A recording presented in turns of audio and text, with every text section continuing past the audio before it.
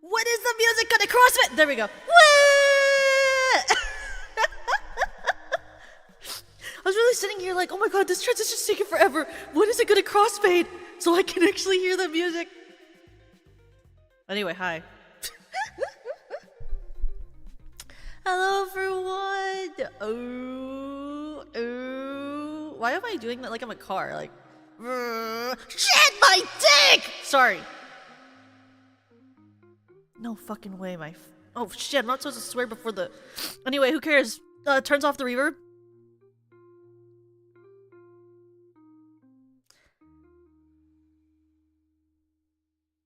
Anyway.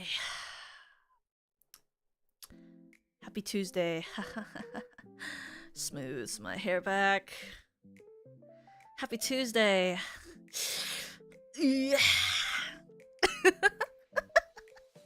Hi everyone, welcome. It's Tuesday. What a day. It's the day of the week. Play cool? Oh, sorry. Hey everyone. Welcome to my stream on Tuesday. I missed you yesterday. Hope you had a good time today, you know, at work or wherever you were. Want to tell me a little bit about your day? So fucking stupid.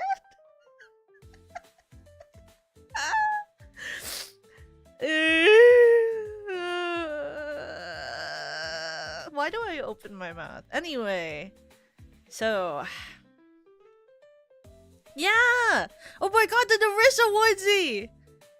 Can you imagine an entire stream like that? What you like if I talked like that for the whole stream? What, like the low voice? I could.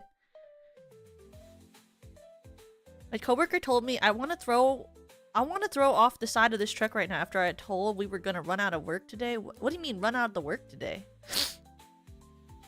I think it was me, by the way. I remember this. Can you imagine I spend a whole stream where I act like I'm really, really cool? Like, what if I did a roleplay stream where it's like you meet a stranger at the bar? Could my tracking work? This is really cool. I really enjoy what's happening. I'm feeling joy right now and whimsy. Yeah! At Offkai Expo, we take gifts at Offkai. I still have my gifts from last year at Offkai. Conclavier made me this glass, like, thing of my Oshi mark, and I have it on my shelf. Too busy watching Yui and talking about hypnosis to do any work. You guys are so crazy. We got a small truck that would barely take half the day to finish, and so we can't we can't pick off too like normal. Oh, okay. Oh my god, what's it called? The you know what's really funny is, like, before this stream started, okay? Let me read you a conversation I had with Yui, okay? She goes, I was like, Yui, I'm tired, but I'm gonna stream. And she says, well, actually, you shouldn't stream. Draw Toka naked instead, please. I said, huh, what? I'm drawing chekis today. Though I will say it'd be really funny if I was like, guys, no cheki. I'm drawing Toka naked because Yui inspired me. And then I said, what if we draw Hypnosis Toka? And then Yui goes, draw her naked in all capitals. And I said, I don't know if my chat's like that, you know. And she goes, help. I'd like that. And then I say, you're so funny. And I end the conversation. I'm not drawing naked Toka on the checkies. Can you imagine? That's crazy talk. What?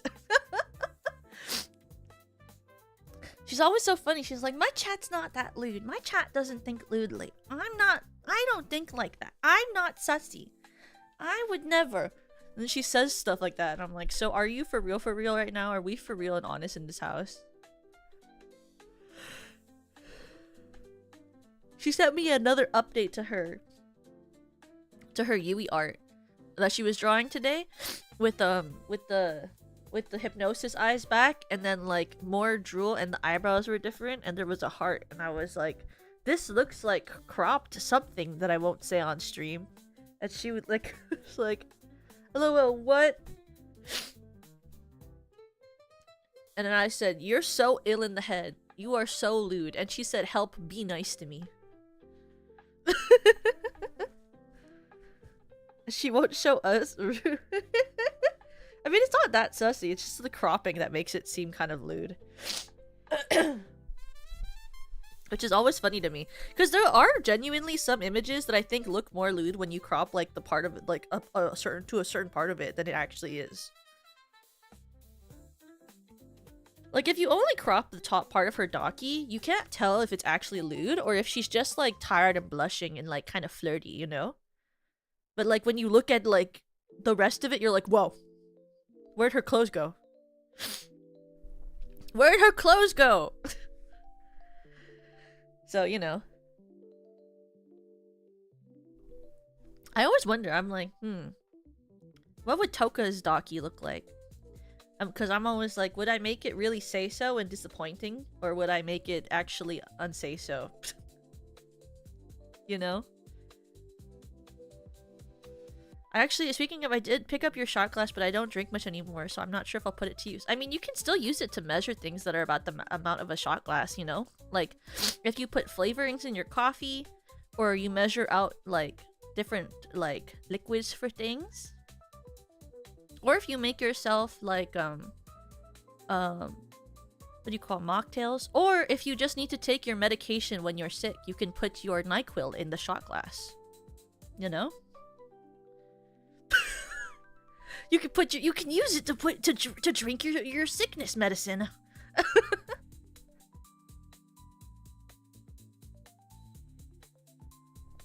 It's why Mormon bubbles work. What is that? Is that a specific thing? I don't know what that is. Super mature and totally alpha Toka Daki. If I ever had a Daki, I don't know how. I think I definitely want it to be more alpha than submissive, you know? Like, what if instead of, like, the blush where it's, like, really flustered, what if instead it's, like, really, like, direct? Like, it, and then it's, like, I have, like... I don't know why my first thought is, like, and I have claws, and I'm kind of, like, a monster. Girl. I don't know why my thought is always, like, when I think of being aggressive, I'm always like, oh, I'm, like... I've got claws. Guys... Maybe I need to make, like, demon form Toka. Maybe we should do that as a design stream where I make, like, you know, like, in, like, I'm trying to remember what anime this is, but it's, like, where she, like, kind of half transforms and then she has, like, I want, like, crystal claws, you know? Because originally Toka was supposed to have those, but then we decided not to do that because it would make my design, like, really busy. But, like, originally I was supposed to have, like, my hands and, like, color were supposed to be kind of like Ava's, but, like, crystally. So I'm always like, what if I did that? Yeah, my vaguely human-shaped diamond form. Wouldn't that be fun? This is like how I already designed, like, a version of myself that's kind of like a werewolf, but I'm not going to show it on stream because then you guys are going to call me a furry. So I'm never going to show it to you. Because then you're going to call me a furry. Or whatever. But, like, what if I did, like, a full, like, diamond form Toka? Would that be fun? She can be cooler than me or something. She can be cooler than me. Be very interesting to see. That'd be awesome. It'd be I like designing different forms of myself. I like drawing. Maybe I just like drawing nowadays. I don't know why I like drawing. I'm not particularly amazing at it, but it brings me joy. I don't know. I think it's fun to draw with all of you. I think you guys are really fun to talk to while I draw. And I try to remember to say really interesting things when I draw, but then sometimes nothing interesting comes out and I'm just talking and I'm like, whoa. And I watch back my stream and then I'm like, could you come up with something more interesting than that? But it doesn't always happen. But I think it when I watch my VODs. I was watching my last cheki designing stream, and I was like, oh my god. Have you ever considered saying something funny? I was watching myself at, like, the middle part, and I was like, oh my god. All you're doing is commenting on your drawing. Have you considered saying something funny before? When are you gonna say something cool? You know? Or, like, have a little bit more pep in your step, girl. That's what I always think when I watch myself. I'm like, have a little bit more pep. Like, I was watching Serena Day. She was playing Overwatch, and I was like, damn, she's so energetic with it. How'd she do that? I don't think I've ever had as much energy as Serena Starstruck playing Overwatch today. Like, I don't think I've ever had that much energy in my whole life. I was literally watching and I was like, holy crap. Oh my god. I think I could be on, like, something that makes you talk real fast and have a lot of things and energy, and I don't think I could be that fast.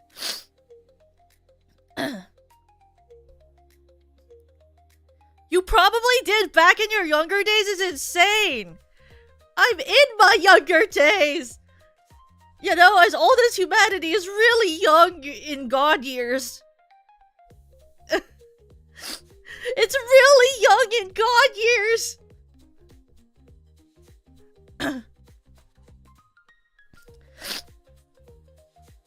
When I was younger, I don't really know if I particularly had a lot of energy ever. I was always really sleepy. But like less so. Well, actually I was way more sleepy when I was younger. As an adult, I'm like much more awake because I used to like fall asleep walking and stuff. I used to win the like most sleepy award a lot when I was younger. In like, you know, when you like would get like school awards, you know, when you get like the award ceremonies at school, I would get like most sleepiest, dream catcher, like that sort of vibe was like I always got. Like we went on this like trip to learn about history across America, to the East Coast, and then like my award from the trip was literally sleepiest student, and they gave me a pillow. And I was like, this is so rude, but okay. It's like, this doesn't have to do anything with my personality or anything cool that I've achieved. It just means that I slept a lot. Can I have something more meaningful, please?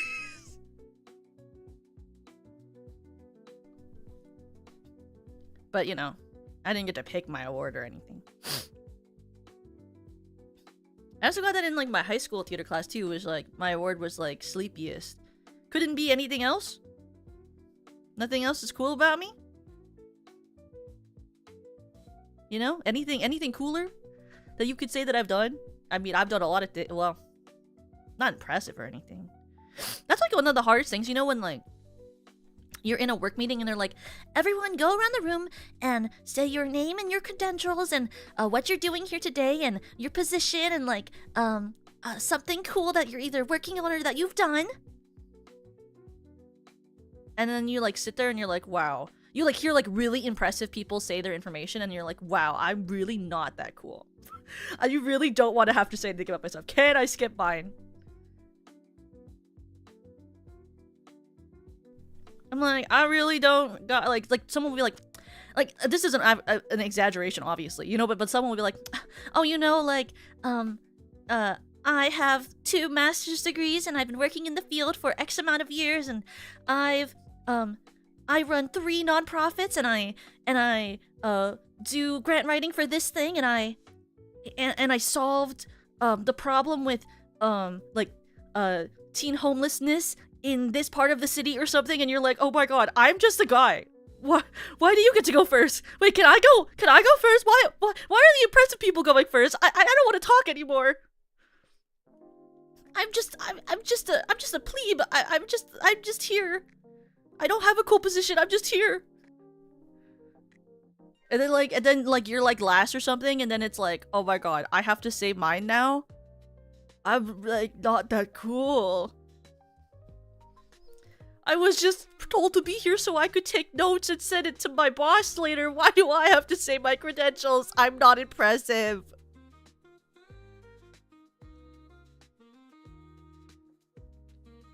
It's like a humiliation ritual.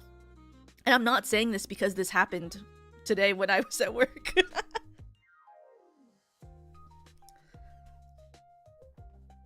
I survived. I know, it's like, I graduated college and I got a job. So, next person? Can we start the meeting now?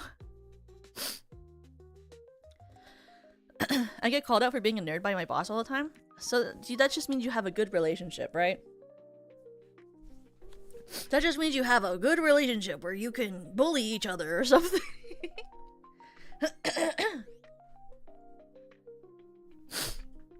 I don't know, my boss doesn't bully me. He's really... Every time I talk to my boss, I always feel like I'm talking to like one of my Asian uncles. You know? And then he'll be like, "Did you eat today?" And I'll be like, "Not yet." And he's like, "When did you get here?" I'll be like, "A couple hours ago." He'll be like, "You know, I have an extra pastry in my office if you want." And I'll be like, "Oh, thank you."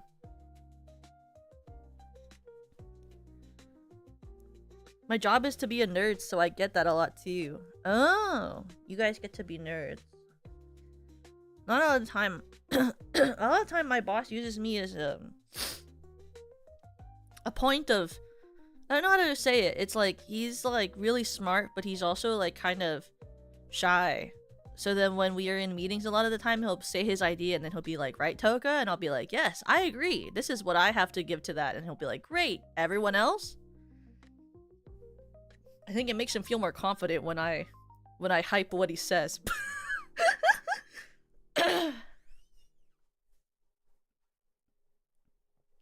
I would call myself the mirror. You know? If I hype what you say, then it makes it seem like you don't have to, like you're not being nervous. I agree. Me, I also agree. It's a part of like or he'll like say his idea and then he'll be like, "What do you think?" And I'll be like, this is what I think." And he'll be like, "Great. So, let's move on." You know? Absolutely. And if I say it like absolutely, it makes it seem fake. I have to give like an actual opinion, you know? It's because I also am known for yapping. So like, I need to... if I only say one word, they're gonna think I'm not listening. I have to be like, "Yes, of course. And this and this and this and this and this and this. What a great idea."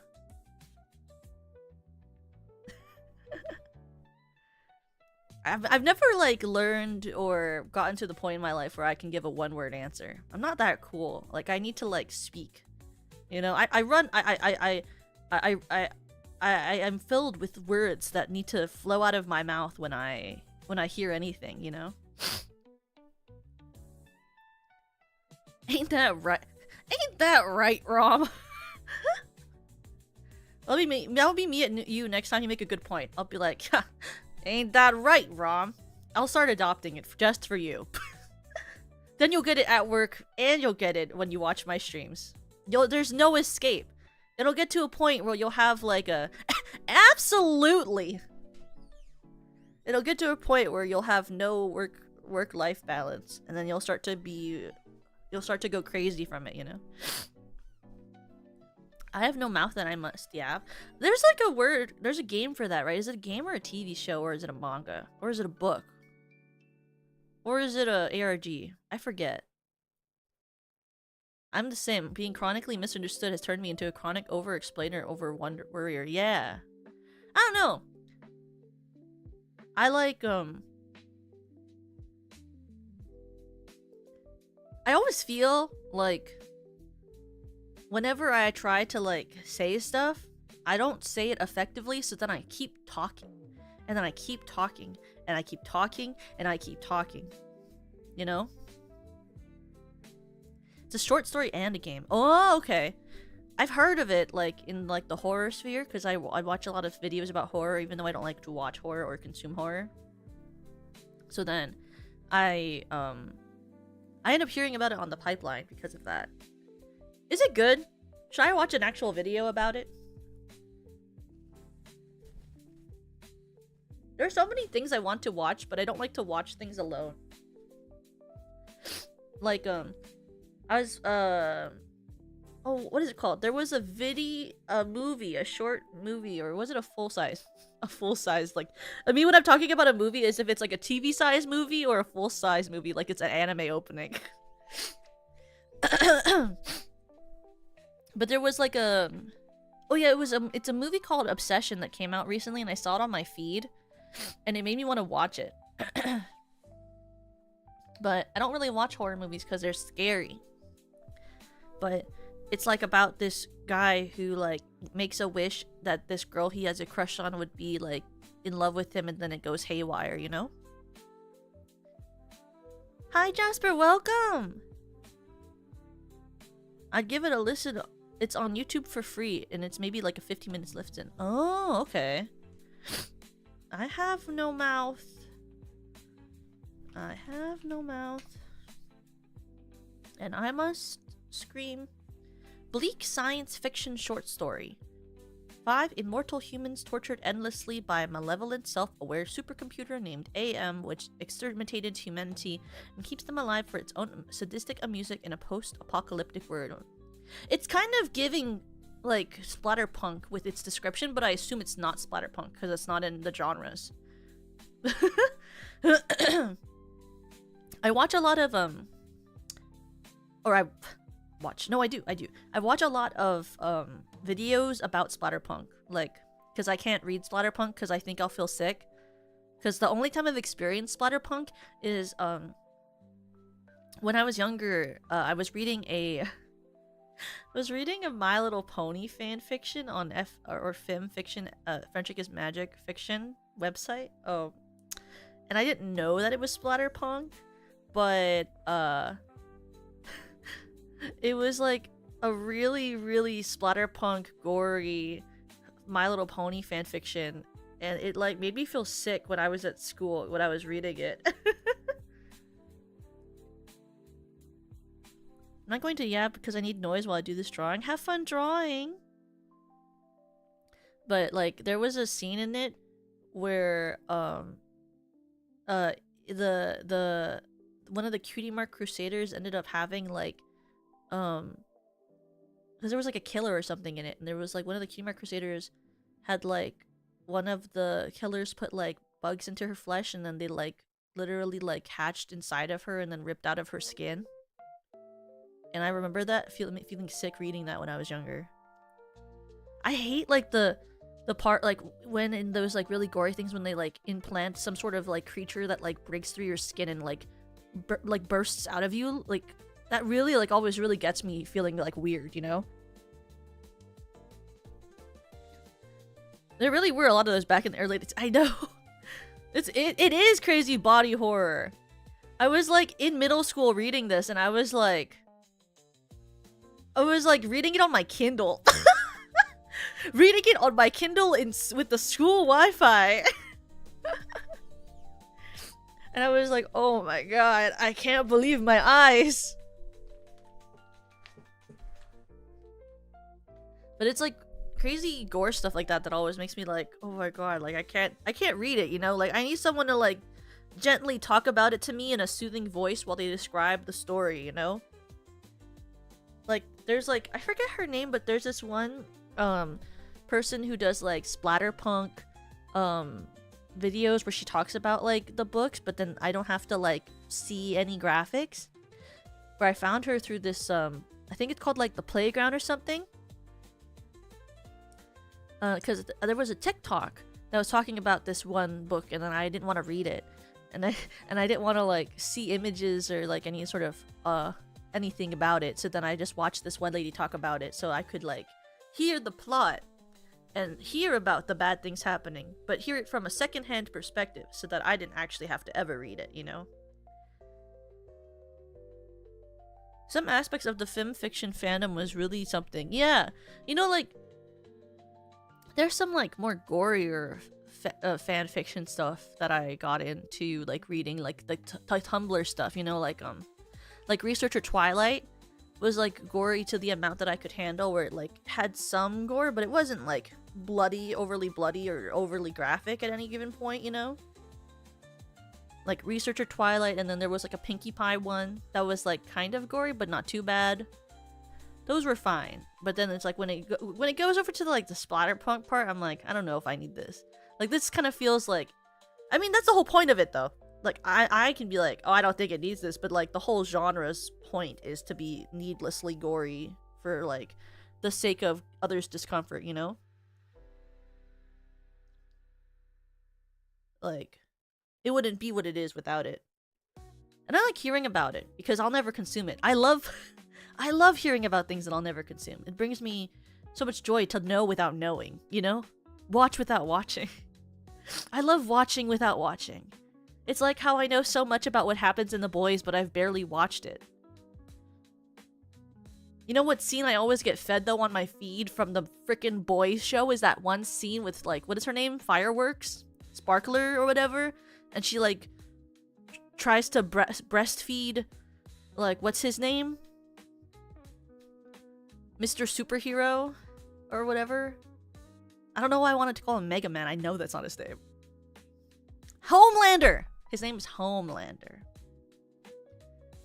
It's finally ending. Thank gosh. Homelander? Milk Boy? Yeah, Milk Boy. I read like about like the plot thus far because my friends are catching up on it, but I don't watch it because it's too gory. So they really like it, so I always read the wiki whenever new stuff comes out, so I don't have to actually like consume it. But I like have enough knowledge to like have an opinion. So I've been reading about it, you know, for a long time. I've seen enough gore from the times I've sometimes look up too early when I'm like at like my friend's place and I'm drawing, and then they'll you know, like, because if I start seeing it, I'm gonna start watching it, you know. So like I'll be hanging out with like my friends and like be drawing on my iPad, and then like they'll be watching The Boys and be talking with me. And sometimes I mistakenly look up and there's like something happening and I keep looking, and then like this really gory graphic scene happens, and then I'm like, oh my god. And then I go back to drawing. It was completely fine when it comes to gore, but never have the attention span to get into said shows. Well, some sort of shows go on for way too long. Have you listened to someone read the comic for The Boys? No, but I read some descriptions about the comics and how they differ a bit from the TV show. I also really hate when I watch people burn alive. Those are also things I don't enjoy. Or when their bodies get ripped in half. I'm not a fan of that.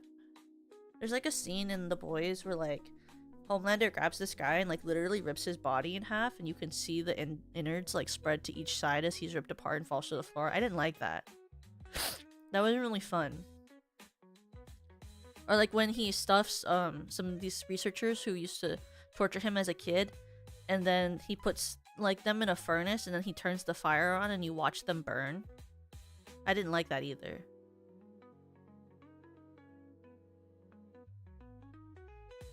And you're like, why am I watching this? Why is there so much gore happening right now?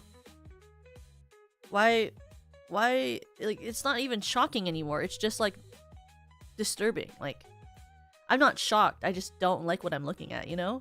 Because I feel like they kind of added it more and more for shock, but it's like, I'm not even shocked. I just don't like it. You know? Like, I expect you to do that.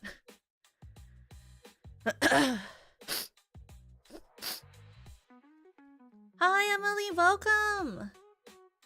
I don't like stuff like that because I've seen stuff like that at work. Oh, do you do, like, the medical sort of stuff?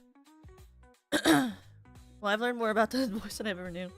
If you ever want to, you can always just watch someone else talk about it and or read the wiki if you want to, like, know about it without knowing about it, is how I kind of try to consume things. It's like, there's a lot of horror movies, too, that I've recently gotten to, like, listening to, like, people describe horror movies for me so that I don't have to listen or watch them. Like, there's a couple new channels I found that have recently been really doing that for me, so I don't have to, like, actually watch those. And I like when they sort of go... I like... There's this one guy, I forget his name. He was doing, a video about, what do you call? He was doing a video about As Above, So Is Below or something. It's like this film about the, these people, like, visiting and trying to find, like, this sorcerer's stone or something in the Paris catacombs. And I really liked his take on it because he doesn't just talk about, like, the plot, but, like, as he goes through the plot, he also talks about, like, sound design a lot and how an effective, like, film shots. And so it's, like, fun to listen to him talk about it because it's less scary, because in between, like, talking about the horrors of the movie or showing, like, slight snippets of it, he talks about, like, how the filmmakers might use, like, effective sound design and visuals to make things better or really like get home a point, or like the metaphors that might be in like a horror film so that it's not so like focused on just like the horrifying parts of it, you know? Which I really like, because then it like makes it a lot easier to consume that type of content. With Funger routes. The thing about Funger is like, I don't know, I feel like because of how you go through it, it like really doesn't feel like as gory as it is, you know, and it doesn't feel as scary as it would be if you were to go through the situation, you know? Video essays on that are actual analysis of the movie and not just recap them. Yeah!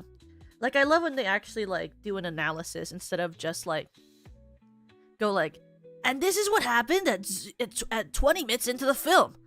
Paul gets his fingernails ripped off, and then they peel the skin back from his hand. You know, like, I don't care about that. That's, like, I don't want to know. I don't want to know about that. I want to know about, like, why that's essential to the plot, you know? I don't want to know why his skin gets peeled off. Really, I don't want to know that he gets his skin peeled off. I want to know why it's important his skin gets peeled off, you know? I watch a guy named Rowan No Games who will recap a movie and then give the science. Yeah, that's really cool. Me drawing to the 11 hours of FNAF lore. Hey, I've done that before too. I love drawing to FNAF lore. Like, there are a lot of long video essays I like watching just for like, so I have background noise.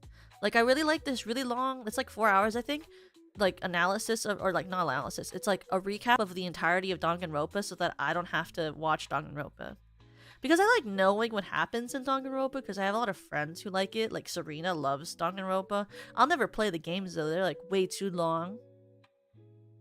But I like hearing about it because then I'm not, then I know, you know, what's happening. Then I don't feel like the odd one out when we're all having a conversation about it. I also like when people sometimes play the game for me too. Like, I was watching CDog VA's new recent video about him playing all the FNAF games. That was very helpful because I don't think I'll ever play the rest of them, so I liked watching him play it. But like, I didn't want to watch the stream because that's too much. I like when it's edited. I really liked watching the portion where he plays FNAF 2. I wish that I could play FNAF 2. Watching him play it, I think I could potentially play it. But I think that it seems much too hard for me. Like, he was really struggling. I was like, I didn't know that FNAF 2 was that hard. Like, you know, FNAF 1 was hard, but it wasn't like that hard. Like, he made it seem like it was like way, way hard. Like, he made it look like it was harder than when he did a S runding of Fear and Hunger. I was like, is FNAF 2 really that hard? Like, is it easier to just get a Fear and Hunger S ending? I guess, I mean, they're different skill sets, right? So maybe it's just like skill set, like diff. Like, maybe he's just bad at reaction time, but like great at like reading a wiki on how to do something and then executing it. Have you ever played any Soulborn games? Are those 3D? I can't play like very interactively 3D games. The limit to 3D that I can do is like FNAF. Or like playing like, what's another 3D game that I've played on stream? Like Pokemon. And I got motion sick playing Pokemon. But it's fine. I'm still gonna play Wind and Waves when it comes out because nothing can stop me. I'm gonna try it and hope that it's more interesting than the last one. Not that ZA was bad. How about Skyrim? I've played Skyrim on this channel before, but I kept getting motion sick, so I stopped playing it because then those streams were only 30 minutes. And it kind of felt like a waste of a stream to do like a 30-minute stream after I talk for like an hour and I only do like 1 second because Skyrim is so long. It gets to a point where you're like, how, like, you're gonna have to do like 1,000 streams to get even like the base game done in this just because you're only playing it in 30-minute stints.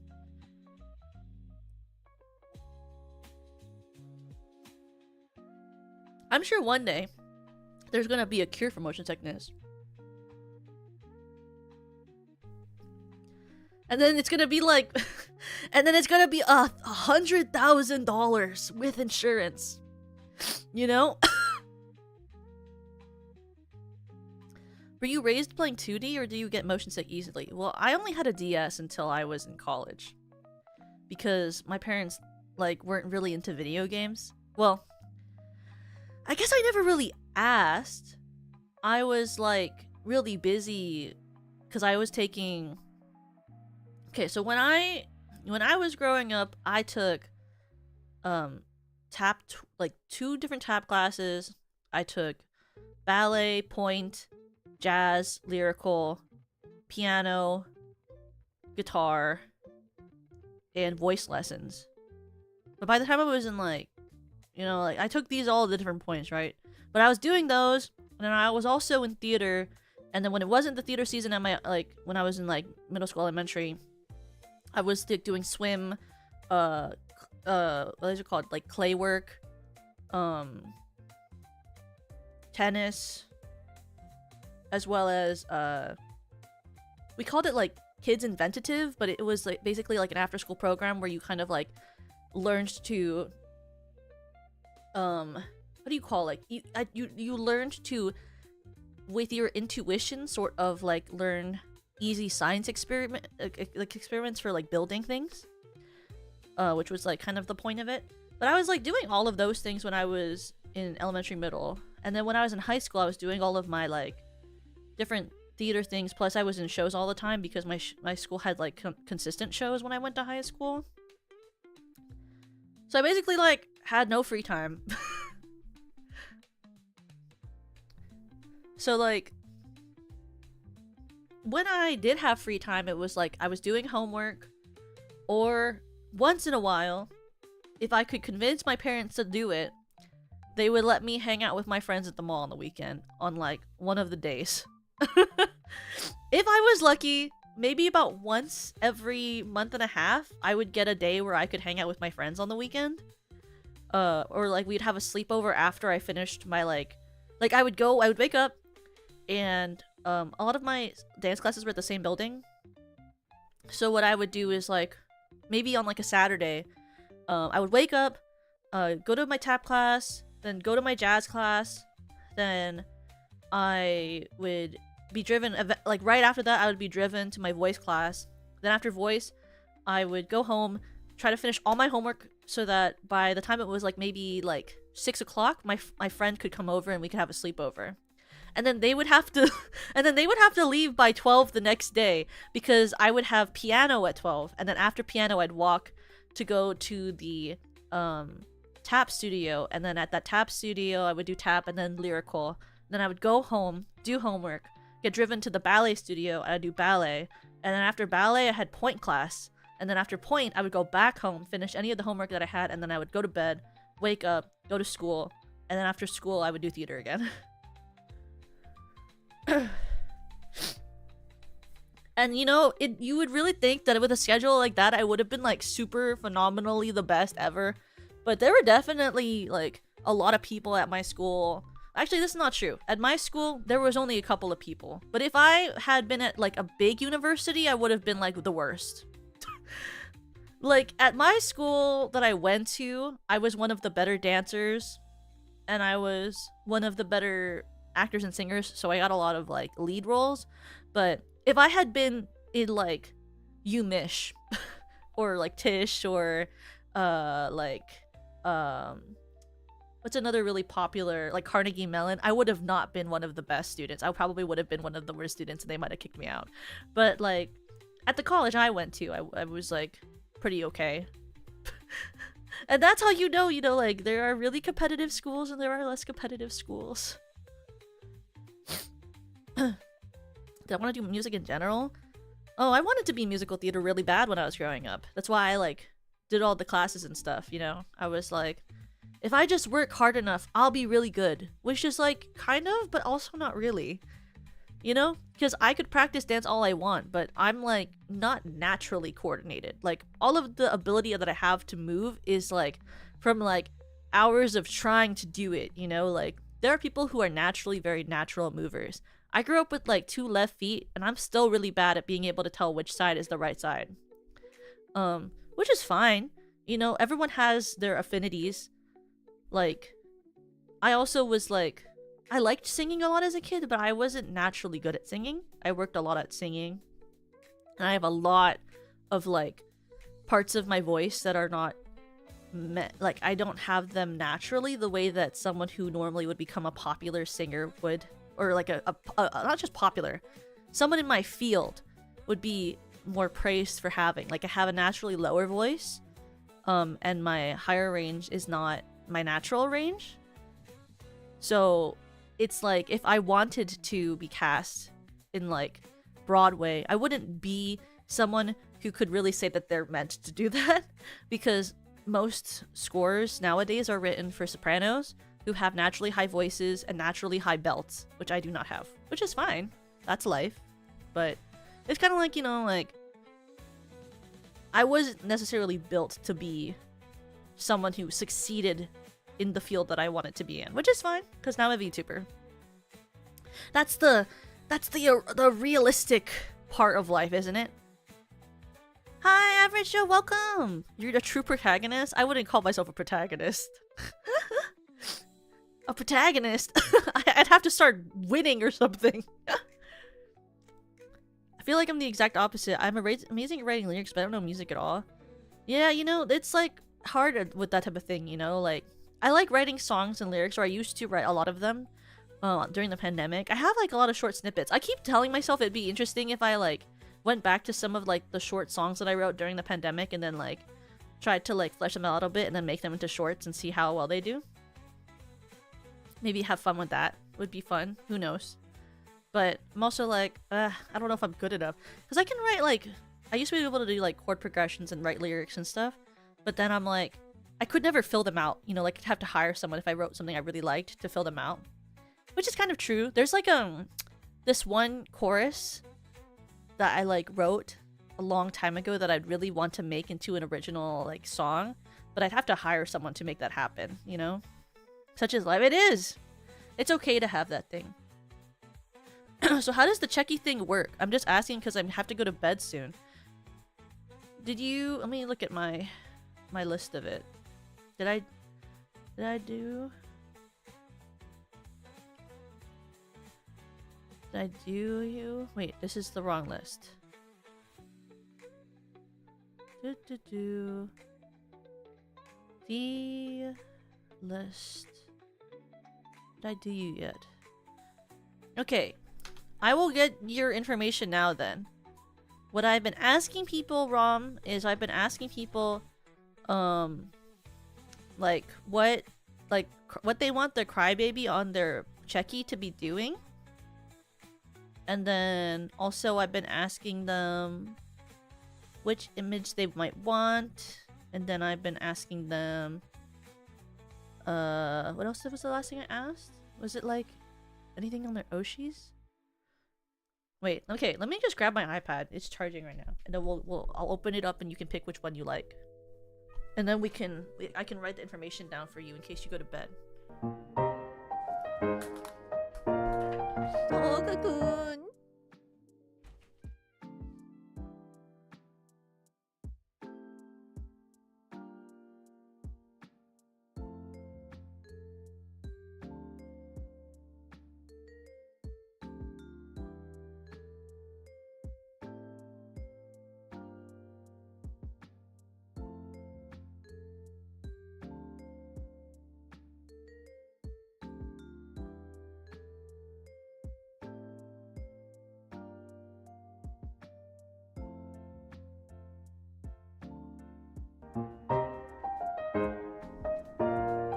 Oh, cocoon. Okay, let me open my air server. Air server, Windows Desktop Edition. And let's make sure that it's not on. Oh, it is. Okay, that's sick. Where is it? Which one of these sources are you? This one. I like that it's like zoomed in like that. What the heck? Why is it zoomed in like that? What's happening? Why did it do that? Okay. Okay.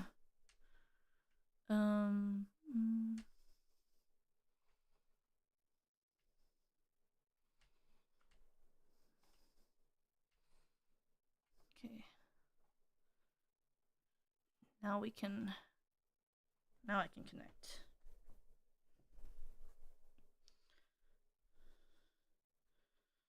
Let's share screen it. Oh yeah.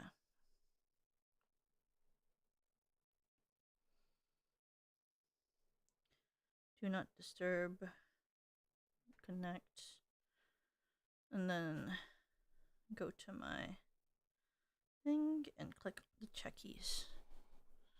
Okay. Ooh. There we go. And then I move here.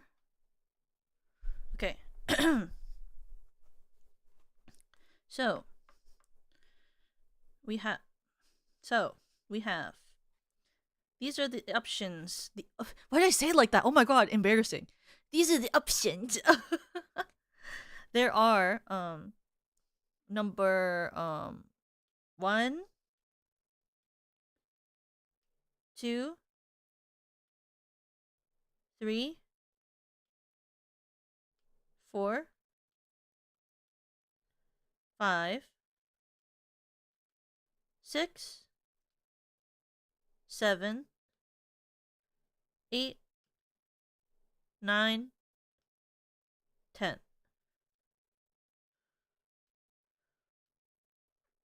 Is there one that you prefer the most, Rom?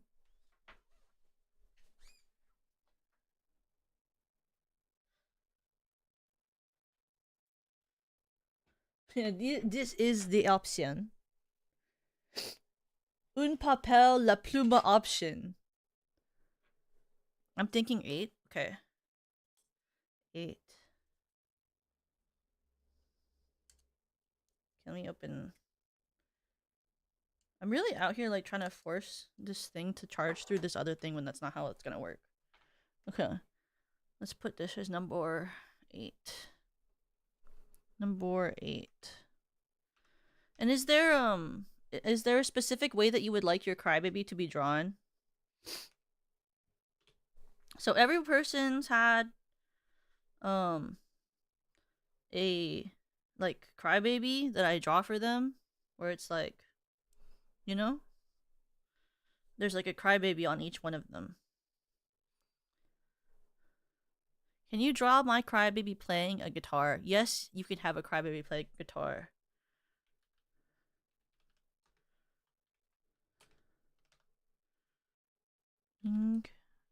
Guitar. Can you guys hear my Discord notification? I bet you can. That's embarrassing. I mean, embarrassing. I have no fear. What the checkies are for? So they're donathon rewards for those who they're the oh my god. She's so cute.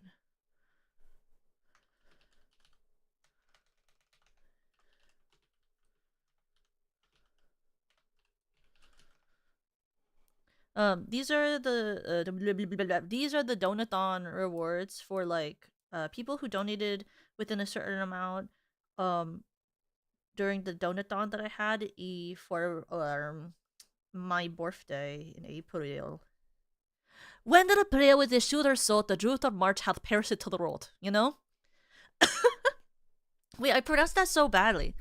When did I play with the shoulder thought the growth of March hath perished to the world? I think that was better. That's was a part of the Canterbury Tales in older whatever it's called English from that time period. I remember learning that for like a class when I was in high school. I don't know why I stop everything to do that type of shit. I'll be like, everyone stop. Let me do this. I have to do it. Where's my charger? I want to plug it into the wall. Holy frick. There's too many flippin' wires in this room. I'm gonna die out here. Ugh. Jeez Louise.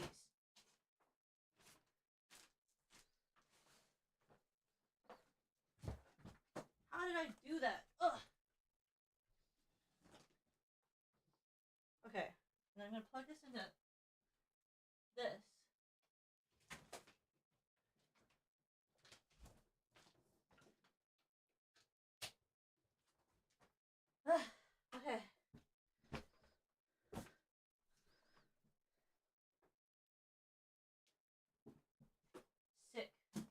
We'll let that charge for like 10 more minutes and then we can draw stuff.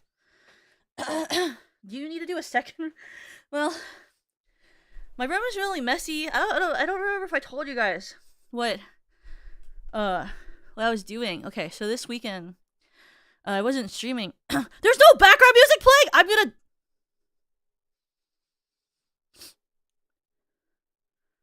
Why did you stop?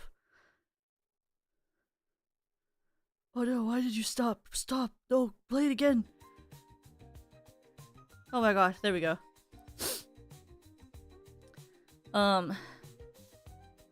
This past weekend I wasn't streaming because my roommate, I've told you guys I think before that I'm moving soon. My roommate was moving out, so I was like helping her move all of her stuff into her new place. But was I not supposed to be in silence? No. It's fine though, it's fine, it doesn't matter. It's just life, I guess. That's life, that's what people say. You're fine, April. Shut down in May. Anyway. Cute girl out here? I know, right? She's so cute. No, my roommate was moving out, and so I was helping her move her stuff into her new place. And while that was happening, in order to make it easier, because like the problem when moving, right, is like when you like live together for a certain amount of years, it's like you have like shelves in different places, and it's like everyone has their own shit everywhere, right? So in order to help, I was like packing things off of like, so she owned the bookshelf, right? So it's like, okay, I gotta take all my books off the bookshelf. And it's like she owned like this like thing we used to display stuff in the living room. I'm like, okay, I gotta take all my shit off of that. And then like I'm like, well, I'm already there, so I should take my stuff off the mantle, start packing it, you know? And then like while I was doing that, I was like, oh, I should start packing like things that I want to ship home instead of like move. So then I'm like, okay, I'm gonna do that. And so then like I have all of these boxes in my room now, because I left them in my room because when she was moving stuff out, or I was also there. Why did I talk like she's doing it herself? I'm really strong, so I lifted a lot of things. I'm really strong, so I lifted a lot of boxes. But when I was moving stuff out with her, I was like, okay, there's no room for like my boxes or my luggages. So what I did was I just shoved everything in my room. And I'm really lazy, so instead of moving any of it out to the open area that is now in the apartment, I've left everything in here because I'm not smart. And so there's like a shit ton of boxes everywhere in this room, and I could have moved it into the living space in the like living area, but I haven't moved any of it yet. And so now, whenever I walk around my room, I walk around the boxes that I put in this room, instead of just moving them to where there is no one living and would be easier to just put them there. Because I'm highly intelligent. Am I gonna get a new roommate? Originally I was gonna move into my friend's place because, she's the other roommate I always talk about, like my old roommate, because she was offering me to stay in the spare room that her and her partner have. Because normally she just uses that room for like cosplay and gaming, but there ended up being a complication with me being able to do that. So actually, I'm trying to find a place to live right now, where I'll live by myself, which will be awesome. That's fine. I'm fine with that. Hi Waverly, thank you for the 5 gifted. Please make sure if you were gifted a membership by Waverly, you thank them. Thank you. You should room with Yui or Serena. That'd be cool. Yeah, so I don't know if you've noticed this, but they stream in EST and I stream in PST.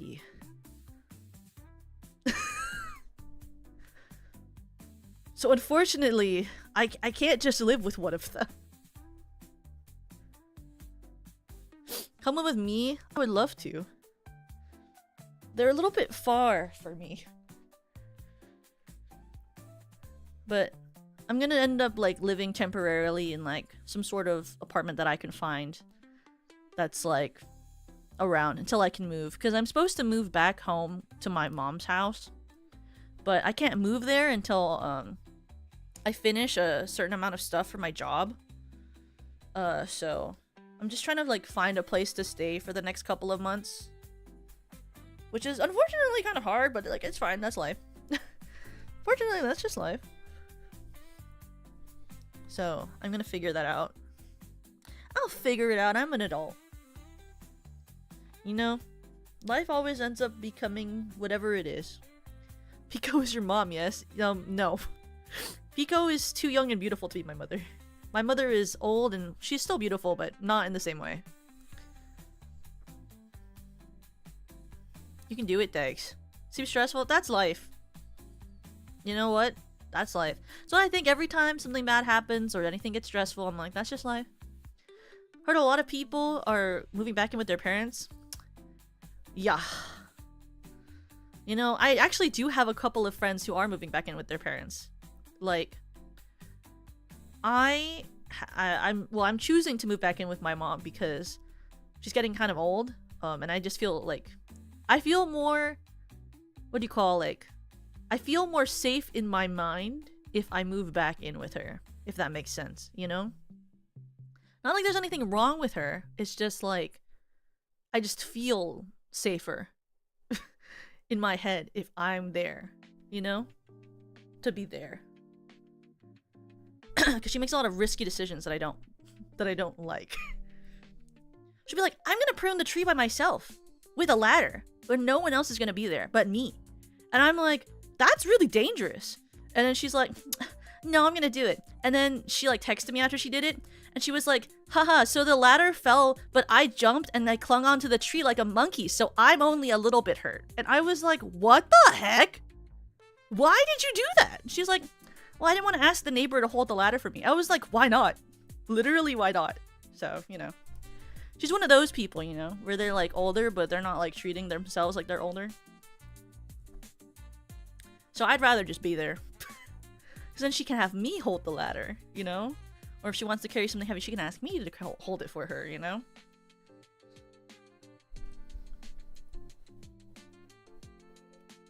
Plus, she can't really drive at night as much anymore. So, I'm just gonna go back and learn how to drive so I can drive her around. You know?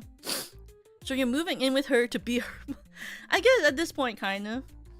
It's like, you know, like when, like, you know, the traditional Asian family tradition of growing up and taking care of your parents.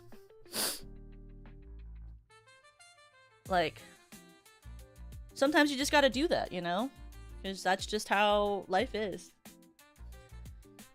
She was like, you don't have to move back to take care of me. And I was like, you know, so see, here's the thing. It's like, well, have a good night, 350. I just think that sometimes that's kind of a part of life. Hi, Goku, welcome. Plus, you know, in this economy, that'll save a lot of rent. You know? It's a lot of rent to save living with her. Hi, Gil! Welcome! Thank you for the gifted membership! If you got the gifted membership from Gil, please make sure to thank them! Wah! Hi, Gold, welcome! Like, oh my goodness, the rent in my city is so expensive, so I'll be saving a lot of money living with her. Plus, she also cooks a lot, so I'll also say food budget living with her. Cause my mom does like what do you call? She's she's a very sweet person. Welcome to the Toka Cult, Crybaby. Thank you, girl. Welcome to the Toka Cult, Crybaby. Thank you for being a member. She does like this thing every week where she cooks family dinner, not for people to come over, but she'll cook dinners for my aunts and my uncles and a couple of family friends and a couple of neighbors. And she drives around and delivers them to people that are in our family or friends that are older, so that they don't have to cook for themselves for a couple of days. And then after that, like whatever is left from her batch cooking, we have for meal for a couple of days, and then the next couple of days she cooks something else. So it's like, and she always has like an overabundance of food, so it's kind of like, then I don't have to like buy food as often either, or like cook as much either. Yeah, it's like kind of like meal prep, but also not. Oh, I guess it's meal prep for others. Like she always like tries to make sure she makes enough food for like a bunch of family and friends because she doesn't want them to have to think about cooking. Or some of them have like, I had an aunt who unfortunately isn't like alive anymore, but when she was alive, she had like these health complications where she couldn't eat with like salt anymore. So every weekend my mom would cook 5 meals for her and then she would bring them to her house so that my aunt would have dinner for 5 days of the week and only had to figure out how to cook enough for 2 days. And she like changed like all of like a bunch of our spices at that point so that she had like designated spices she used like just for my my aunt's meal that she would make. So that's just like kind of her personality. And like I want to also, when I'm there, like learn how to do that type of thing too and like be more helpful. Because when I was younger, you know, like I was talking about like how I was really busy all the time. Like when I was younger, you know, I was like always busy doing all of these different extracurriculars. So like I think as an adult I'd like to like learn to help around and like learn more things about like how to help with family that I didn't do as a kid because I didn't have time for it, you know? Like I think of the family members I have, I'm like the least connected to the family circle, and it's because I was always doing things, and so I never like talked with people. So I'm like, well, I should probably learn to do more of that, you know, as an adult.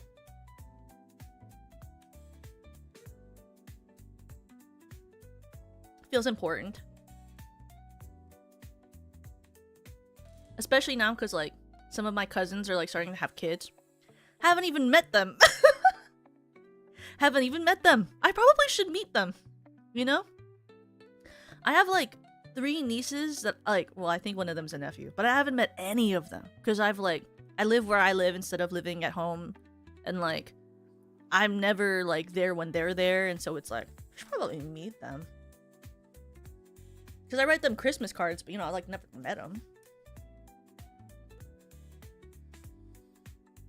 I was always very okay with being like not included as a kid, I think. Because in my head, you know, as a kid, I'm like, you know, you're busy, you know, you're busy. And as an adult, you're like, maybe family is important? Question mark. You know, like as a kid, I was like, you know, I'm too busy for this like family stuff. You know, like I have to focus on doing all of these things so I have a good future. And then you get to the future and you're like, maybe I should have invested in my family a little bit more. Because I was always like that kid who was like, oh, I gotta be doing something. Like, I can't just sit around and not be doing a bunch of things and like working toward this future that seemed so important to me at the time. But you know, I think it takes having that mindset to get to an adulthood where you realize you can slow down a little bit and that it is important to make connections and long-lasting connections and be, you know, a part of that sort of like relationship with others who you have this like bond with that you've never even cultivated. Your cousin has 3 to 4 kids that have at least the photos. Yeah, my closest cousin that I have, because I have a bunch of cousins, but the one that I was like closer to growing up, like she just had her first kid like last year. Haven't met her yet. I've literally missed every time that she went home. So I gotta go and like meet that kid, you know? Oh my god! Hota-chan! Hi! Welcome, Hotaru! Welcome, Raiders! Hi! Hello! How was your stream? You were playing Getting Over It, right?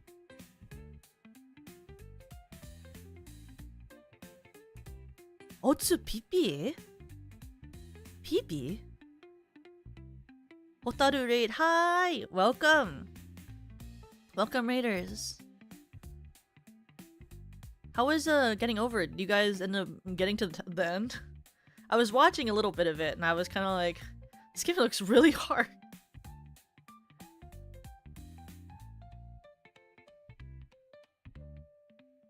That's our raid message. Otsu pipi.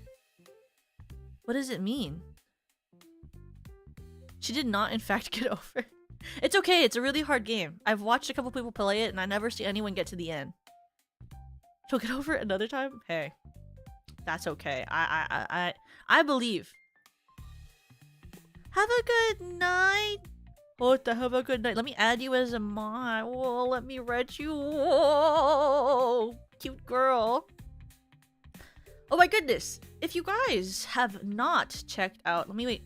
Let me start this off on the right foot.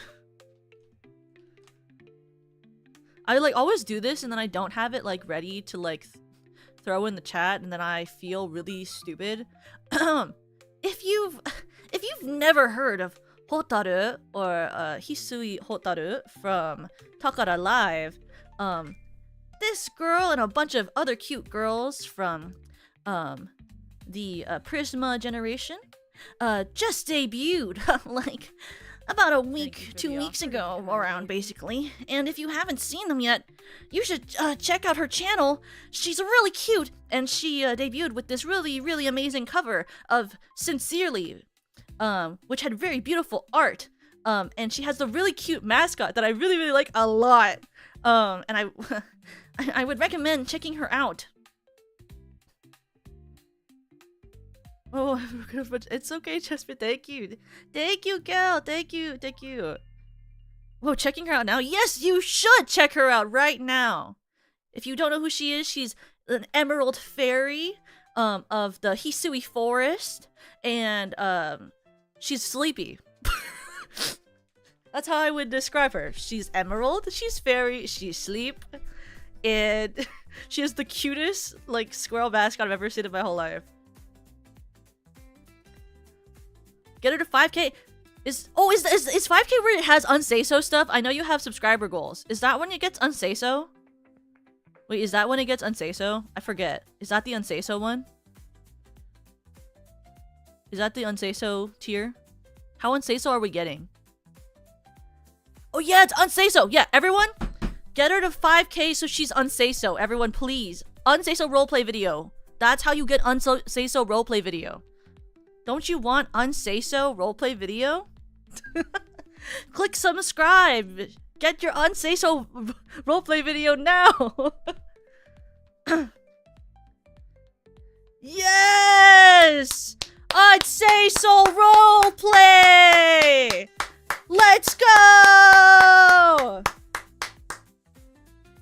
I'm starting to think you want it. What? Me? What, an unsay-so roleplay video? Oh my...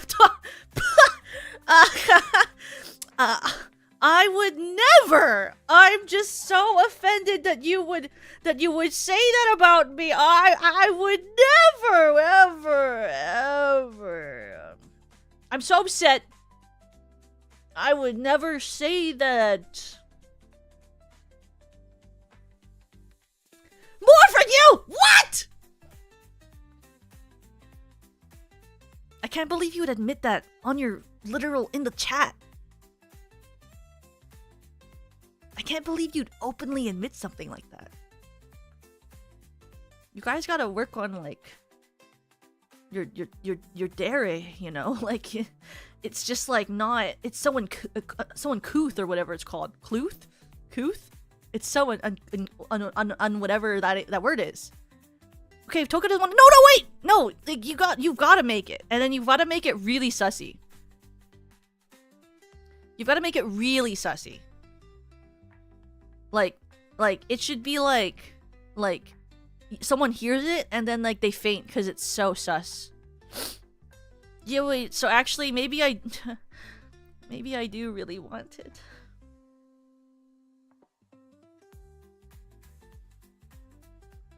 I would really like a really super lewd unsay-so roleplay video.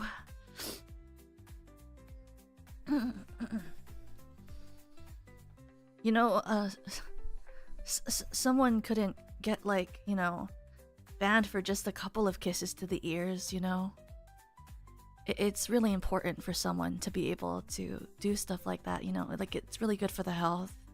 And you want your viewers to be healthy, right? So, obviously, you would do something like that. You know? I'm just saying, you know. How uncouth. How unfreaking couth. Load. So many people on my feed today that are like really cute have been talking about the unsay-so lewds today. Guys, it's that time of year, huh? It's that time of year.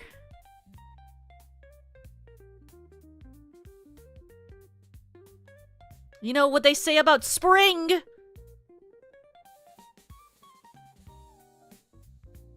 You know what they say about spring? I'm just saying. Spring. It's mating season, guys. Wait, why did I say that? Sorry. Can everyone erase that from their minds? I don't know why I said that. By the way, yeah, I have it written down on my Google Doc that it's the guitar with the Crybaby. Spring ahead because we have to... Oh my. No, sorry. I don't know why I speak. Pico, what the flip? It's the time of the... That's crazy, bro. That's crazy work. Oh my god! It could be like mating season in the Hisui forest. Unsay so. You know, maybe like there's like a special pollen or something. Sorry, I don't know why I'm talking.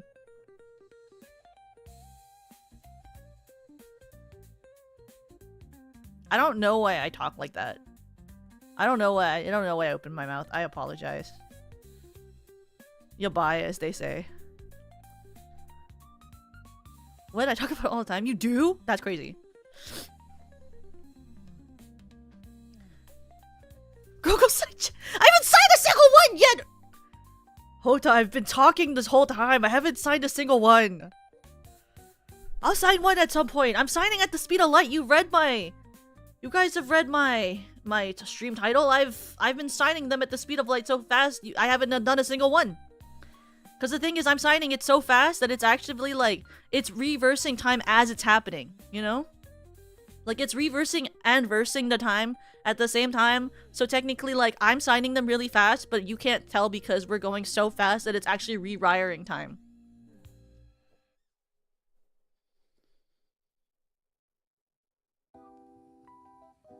Faster? Yeah, I'm so fast that it's actually slow. It's okay, I'm listening to the Yap as I exchange my sleep schedule to hear my Yap. What can I say? It's really fast. I don't know what you're talking about. Like, you can't tell, but I've actually signed 20,000 of these, but not 20,000 people donated. But I'm making more of them and then erasing them at the same time. Yeah, I'm making them and then unmaking them, actually. I'm making them and then I'm going, oh, but I'm still talking, and then I erase everything, you know, but it's so fast you guys can't see.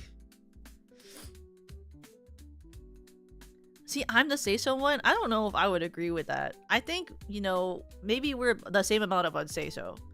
I just have a mouth that says a lot of things and then I regret them because it's really cringe. You know? Does that mean you can draw naked Toko on Yui's cheki? Yui doesn't get a cheki! I mean, I'm the say-so one. Pico is not the say-so one. She just said tree come in my chat. That's not say-so. I don't... You know, Yui doesn't get a cheki. Like, she did pay the money that could give her a cheki, but we discounted her. She doesn't get one. She's not included. It's biological. In what way? I don't know if I call it that. You know, it's like, I don't know, bro. Not one for Yui. Yui doesn't need one. Yui doesn't need a cheki. She can just ask me to sign anything she wants at any time, you know?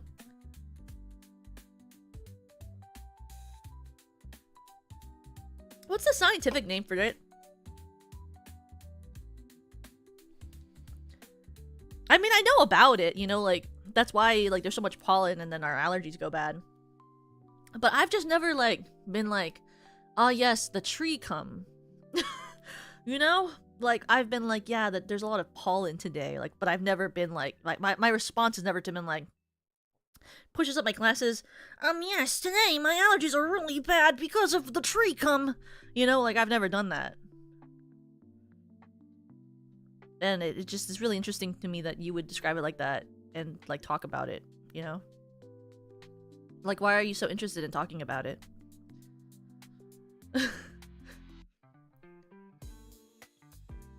You've never talked about what is a bukkake? You've never talked about how bad your allergies are because of a tree bukkake. Is that like another word for cum but in Japanese?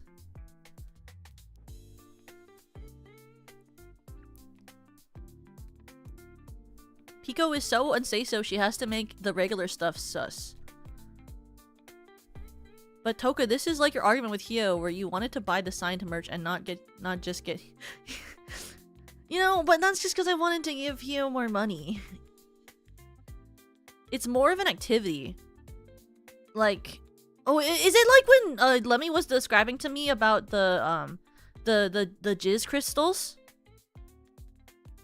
I remember we were in a thing and then Lemmy was teaching me about the jizz crystals where like the guys sit in a circle with their like with their necklaces that charge or something with the moon. What are they called? The moon crystals or something? Where you charge them up with your friends and then you sit in a circle and like do it together? Lemmy was like teaching me about this. The Jo crystal! Yes, the Jo crystal! Is that what it is? Oh, Pico's DMing me. She says it's Japanese something thing where men do a thing on a woman's— Whoa! Whoa! That's crazy!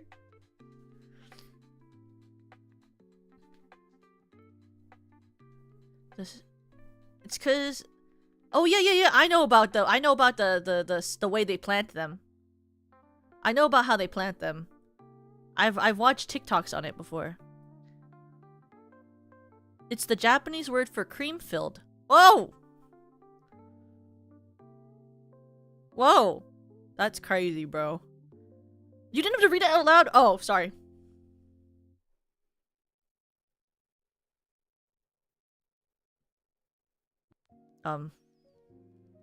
So...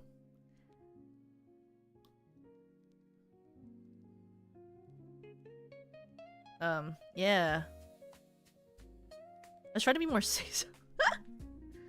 I just don't really think about that.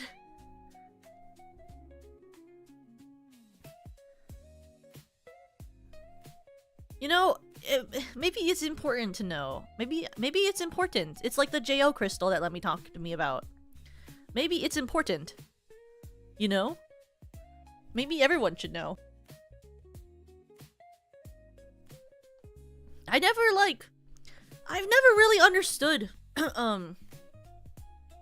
that thingy, because when I see that type of stuff in my fan fiction, it seems really disgusting and kind of uncomfortable, because then you're gonna have to like, you know, it's dirty, because then after you're gonna have to like burn your face off with like a bunch of chemicals to clean it, because that's just really dirty.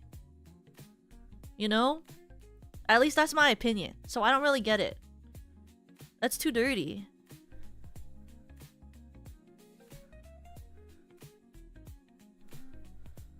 Like, if that happened, like, you know, you're gonna want to, like, put Dawn soap on your face and wash a couple of times with maybe, like, a scrubbing brush. Stick to Yuri Toka, it's better. That's what I hear. Maybe the appeal is in the dirtiness.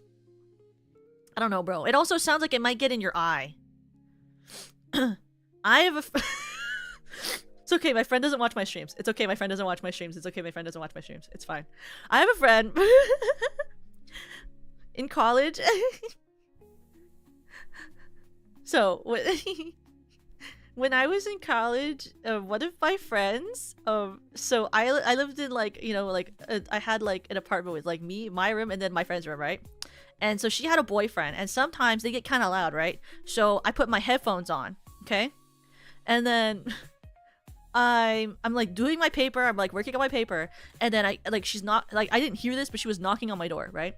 I'm just like typing away, and then the door bursts open, and I'm like, oh my god, what's wrong? And she goes, Toka, my eye! And I'm like, huh? She's like, my eye, is it red?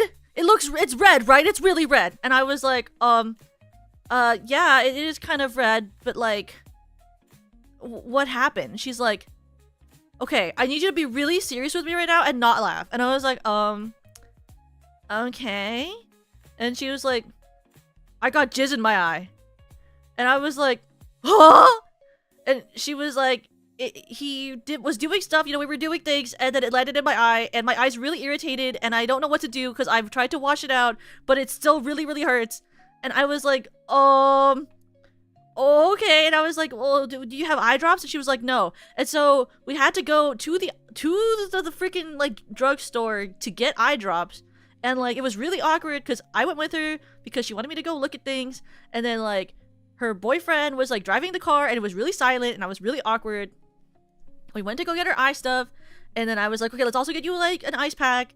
And then we had to go back, and I helped take care of her because there was stuff in her eye, and I was really worried it was gonna get infected, and so I made her rinse her eye a lot. Anyway, it was really, really funny, and I actually laughed at her after. But I was worried in the moment. In the moment, I was a fantastic friend, and I didn't laugh, and I took care of her. But also, after the fact, I did laugh at her, and it's okay. I don't think they were trying to do the thing. I think it was an accident. But, you know. She's not pregnant.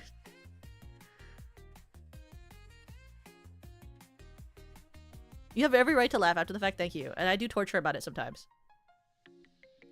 I don't think anyone wants it in the eye. See, when you say eye pregnancy, I just think about pink eye. I'm just gonna be so honest with you. I know that's not what it is, but it makes me think of pink eye. And I can't really tell you why. An accident. Can you imagine if someone actively wanted that to go into their eye? That just seems like asking for trouble. What if you get like a disease? And so this is why everyone should read Yuri and consume Yuri. There's a kink for everything? I hope not. Eyeball licking? What? Wait, that's disgusting. Sorry, I shouldn't judge people's kinks, but also that's disgusting. With no judgment in my heart, but also a little bit of judgment, that's disgusting. With no judgment and also a kind of a lot of judgment, that's kind of disgusting. Pico licks it? Wait, really? Pico, is that one of your favorite tags? It's okay. I actually, you know, it's fine, I guess. If it's your favorite, I can accept you for who you are.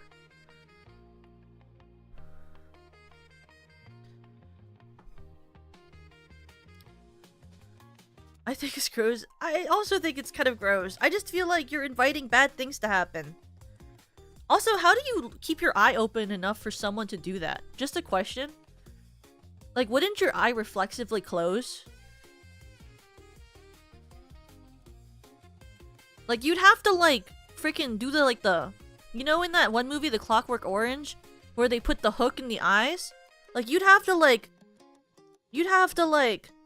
Clockwork Orange my eye for that to happen.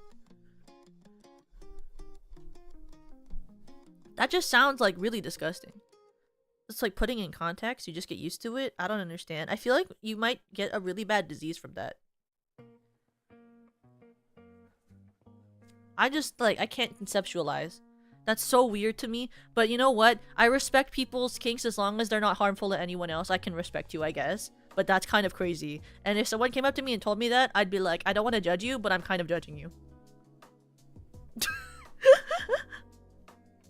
That's how I feel when someone tells me something that I, like, kind of judge. I'm like, look, with no judgment, I'm kind of judging you. But also, like, hey, you know, live your life, I guess. With absolutely no and also a lot of judgment in my heart. I'm judging you, but like not really. You know? Like that's just a lot. I don't really understand things that make me feel unsanitary. There are a lot of things that I hear of that are kinks that I'm kind of like, I'm just really like, the logistics of this is so unsanitary to me. I just can't like conceptualize it as real, you know? It's the same with like some smut that I read when I read fan fiction. If they like start describing anything that I think seems unhygienic, I like start to feel taken out. I'm like, nope. I no longer understand or empathize with this fanfic anymore. You know? I'm like, I don't know anymore. This is getting to a point where it's no longer like just mildly a little bit more than vanilla and I don't really get it. You know, I get like Omegaverse, but like if you start licking someone's eyeball, I don't get it anymore.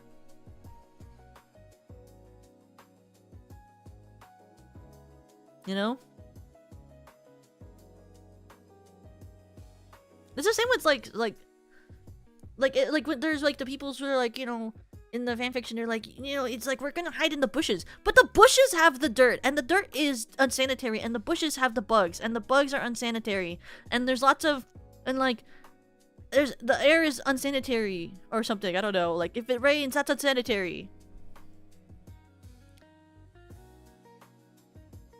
Can you imagine all the rains and the microplastics? Yeah, the spiders in the bushes.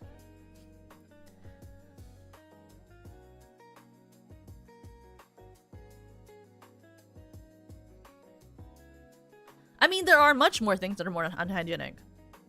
Like, there's that one, I was watching a Sid Snap video once. She was talking about this one, like erotic game. It's like really infamous or something, and they have like really, really unsanitary stuff in it. And I was like, that's crazy. There are so many ticks in the bushes. Can you imagine that you get like, what is it called? Lyme disease? Can you imagine you get Lyme disease because you and your person of interest? Oh my god, why did I say it like that? Your person of interest. But you're like, you know, like you get Lyme disease because you're like, your person of interest and you decide to like do something in the woods. I think it's like euphoria or something. Is that what it's called? It's like, I feel like that kind of sounds like what it was, but I don't remember. It was a long time ago when I watched the Sid Snap video.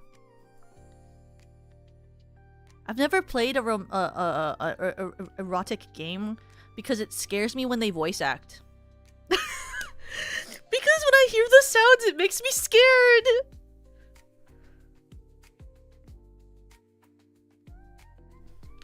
Like, I like that when I read fanfiction, I can make the noises like how I imagine them in my head. I like that. I like that it's not real. Like, the sound is not real. This is all imaginary. I am imagining the whole scene.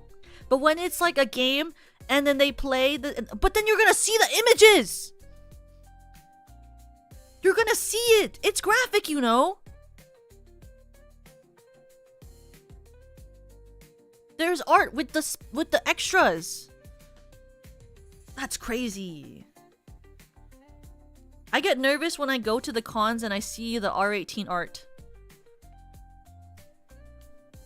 I think it's fun when it's like, you know, like I make a joke with Yui about it, but I don't actually want to see it. Like, I don't want the docky. It's too sussy. It's too much for my eyes. It makes me feel scandalized.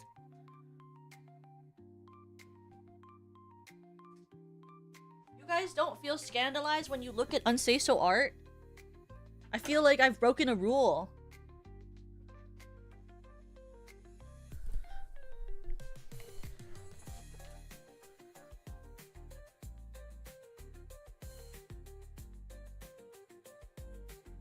When you see it every day, you get used to it. That's crazy.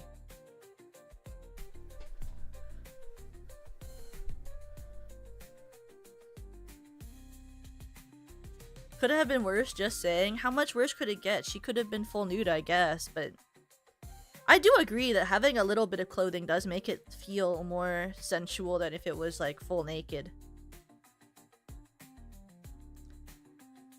But also full naked kind of makes it feel more clinical, you know?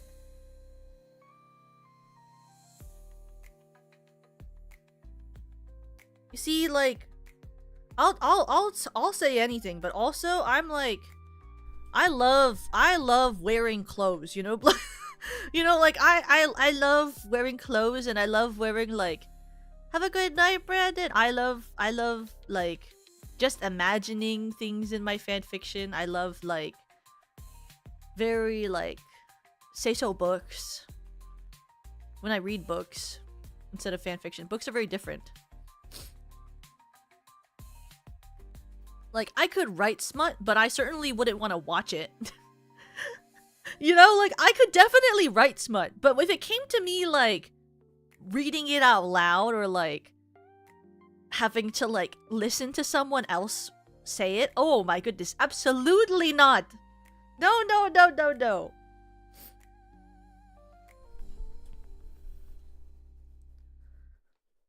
I could write a smut. Well, I think I'd run out of good descriptors, but I could write a smut, but I wouldn't want it to, like... I wouldn't want to read it after I wrote it. I'll tell you that. I wouldn't want to read it. I would write it, but I wouldn't read it.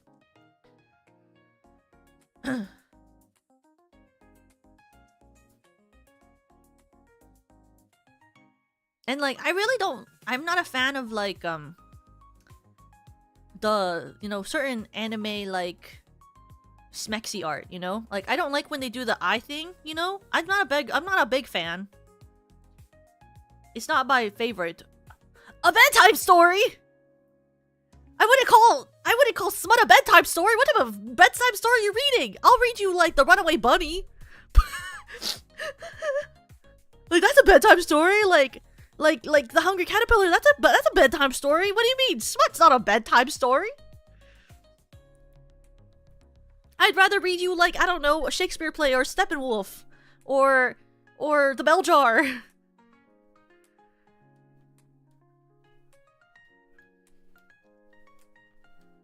You know?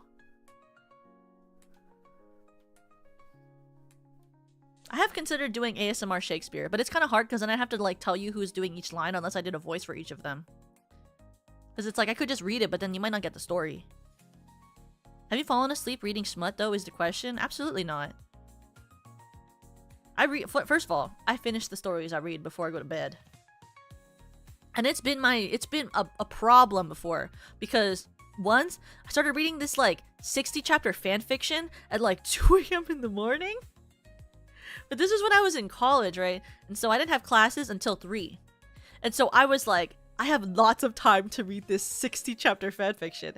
And so I stayed up from when I found this fanfiction all the way until 12 p.m. like 12 p.m. in the afternoon. And then I was like sick. And then I went to bed and then woke up to go to class. I was busy reading fanfiction all night. It was really good. I hope you don't do that while traveling abroad. I don't really get to read fanfiction when I go, like, if I, like, travel. Like, when I was in Japan with Hio, I couldn't, like, really read fanfiction because I didn't want to use up, like, the data on my SIM card. So I just really didn't read fanfiction a lot when I was traveling.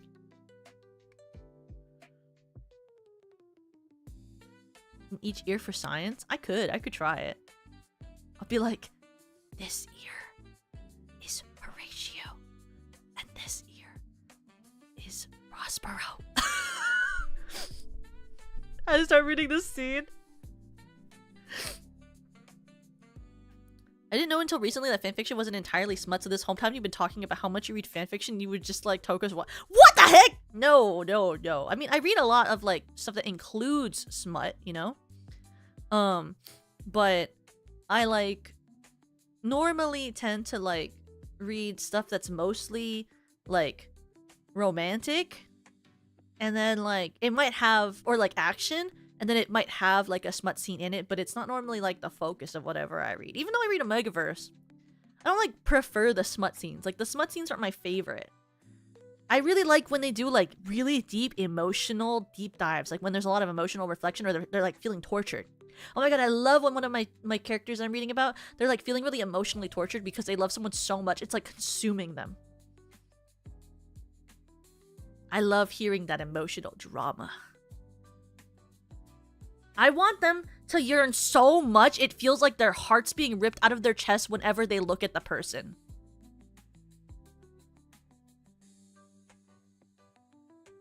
Oh, how don't you put it? Okay, so when you get sent it, basically this layer, when I exported this background layer, will be turned off. So it's actually transparent. So any image that you want, when you like put this in like maybe Canva or something, like a free editing software, you could just put the image that you want and then crop it behind this. So like an example is like if this number 8 was what I wanted to have behind the frame, I can just put this image here and then leave it there and it'll like have another image, you know? Or like here's a good example. Wait, so like if I have this, or like, you know, any sort of image.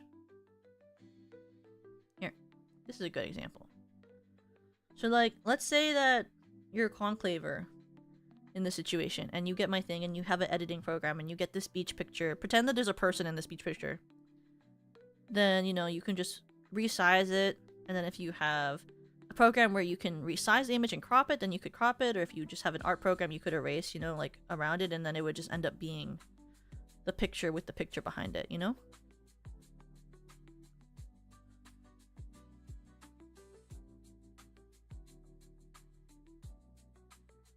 But that's how you would do it.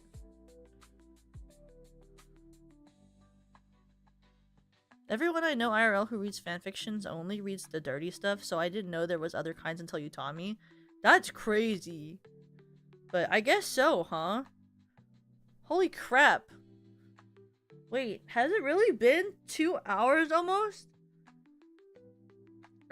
That's insane.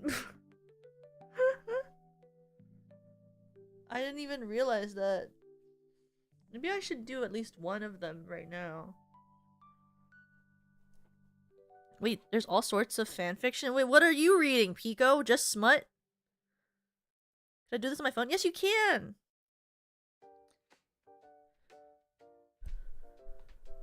What are you reading, bro? I mean, I should at least do one. Oh my god, my eye. Like, I mean, there's all sorts. Why would you just think that? Guys, I think that Pico's outing herself as a smut fanatic. What if I want smut? I'm just gonna read. What? That's crazy. Y'all VTubers really just out there, huh?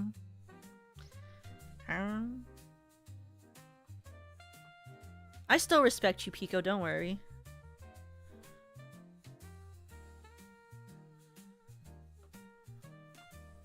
This brush is too big. I don't remember what I used last time. It must be this one.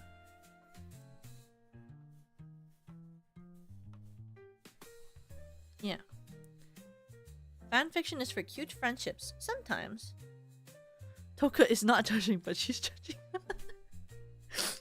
I respect you for indulging in hentai. I respect you. I respect you. I don't not respect you. So I've tried watching it before, but if I'm not watching it for the funniness of it, it's kind of scary sometimes. But I have watched it for the funny or with friends. I just prefer to read because then it's not so much noise in my ear. You read it. Oh, like doujins? I bought a doujin by mistake once. I never sought out or read fanfictions. I only know the ones friends talked about. Oh, Twilight Yaoi! What, like Edward Cullen and Jacob together? How long does one take? It depends on what I'm doing. And how much I'm talking while I'm doing it. Ooh. Ooh. Okay, guitar. So, I think guitars are 6 strings. I know this kind of looks like a ukulele, but like, don't think about that, okay? Don't say anything if it looks like that. Actually, I'm gonna fix it. Edward Harry Potter is the only That's a really interesting pairing, actually. That's like a very interesting pairing. I've never even considered that as an option before. I don't read yaoi. I only read yuri. Wait, thank you, Gail, for the gifted. Thank you. If you received a gifted membership, please make sure to thank them. Alice and Luna is cute too. Like Luna. Oh, Luna from Harry Potter. I was like, Luna, the My Little Pony. I was about to be like, that is very interesting. Luna, the alicorn.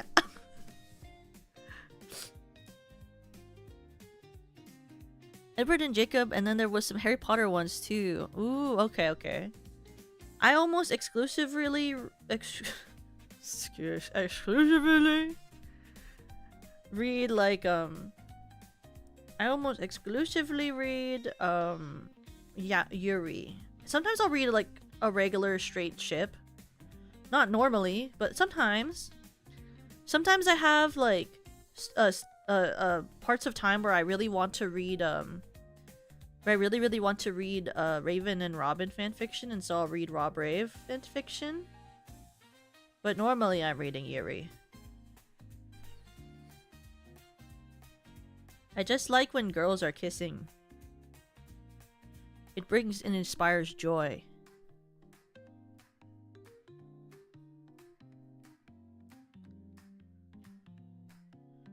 I think this is how guitars look.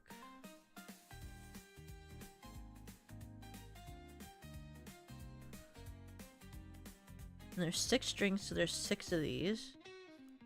That's how you know it's not a ukulele. Raven and Beast Boy? I fucking hate Beast Boy, bro. I can accept Raven and Starfire, but I fucking hate Beast Boy.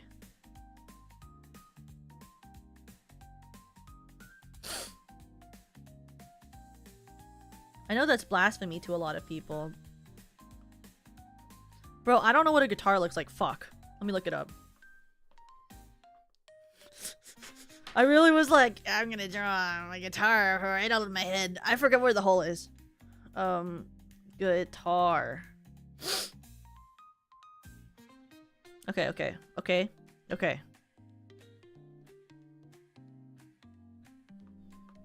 Okay, we're fixing it. I can't believe I took guitar lessons for like 6 years and I really don't know where any of these are. To be fair, I was not good at it. I was actually ridiculously bad at it.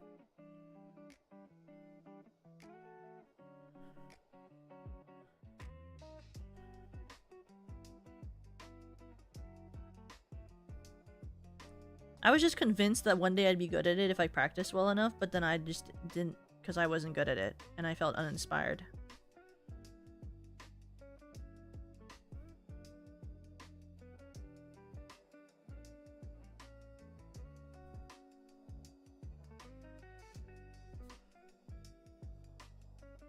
You can play the guitar? No, not anymore. Stopped playing years ago. I don't remember anything. If you asked me when I was like in middle school, probably.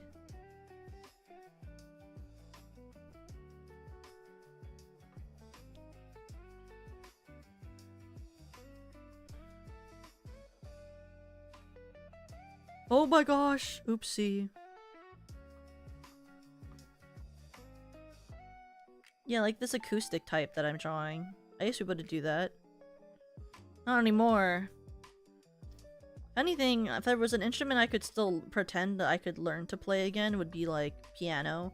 I still play the ukulele, but I don't really count that because that's not like a hard instrument to learn. You know? Like comparably.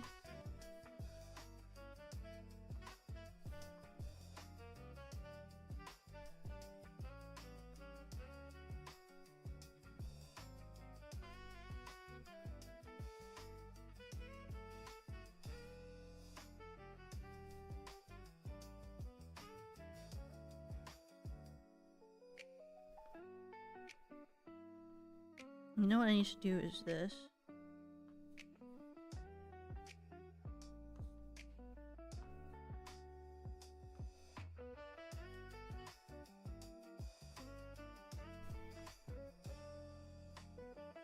Would you like to pick up instruments again? I mean, I still play the ukulele sometimes. I don't really think it was worth it for me to focus on instruments, or like at the time. Even though I do think now I would have benefited from it, but at the time I didn't think it was worth it. And as an adult now, it's like I don't really have the time or energy to do it. Like, I wish I understood chord progressions, because then, like, at that point, if I was better at understanding, like, if I was better at understanding music theory, I took, just a note to let you know how bad I was at music theory. I took music theory 3 times.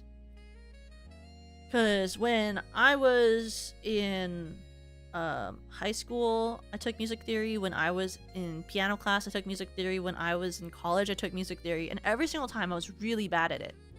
And it was, like, really frustrating because I was, like, reading these books and I was like, why don't I get it?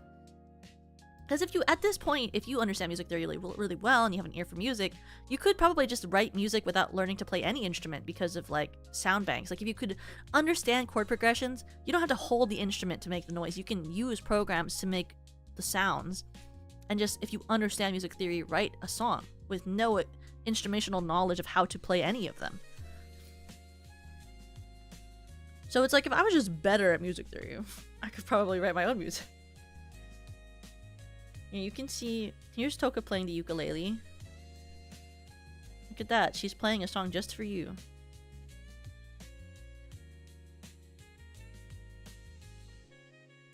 I'll make a short for you, Pico. I can make a short.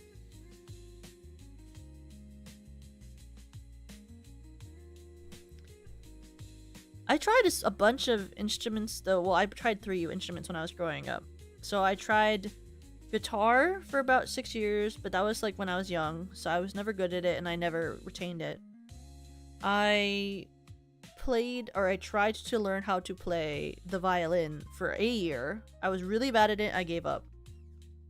And then I took piano from the 7th grade until I graduated from high school. And I was okay at it, but I never got really good at it, you know? Something about instruments never really, like, spoke to me the way that, like, wanting to pursue dancing or singing or acting did. I really can't explain it to you, because it would have been really useful.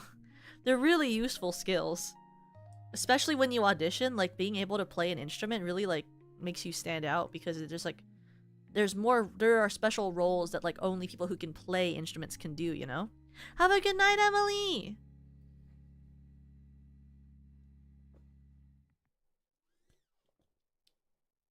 So it's, like, very beneficial. Like, one of my favorite musicals, one of the leads is, like, a girl who has to be able to play the piano. So, like, I mean, I'd never be able to play her because I don't, like, really fit the the character part. But, like, if I wanted to play her, I'd have to be able to play the piano really well. Which is a musical about the relationship between Marketa Irgorova, I think is her name, and then the guy that I forget his name. He doesn't matter to me. I like her.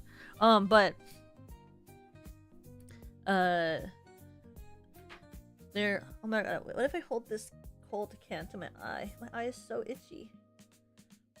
Ooh. It makes my eye feel so good when I hold a cold can to it. But no, I like love Once. It's really good. I saw it on the West End once when I traveled. It was really, really beautiful. I fell asleep at the second half though, but that wasn't my fault. We were up for so late. Because basically when I was younger, I went to the Edinburgh Fringe Festival with my school. Oh, I got caught watching my boss as you're cute. Oh my god, thanks, boss! That is so funny. I love when you get caught red-handed. That's so funny. Pico's such a naughty, naughty girl.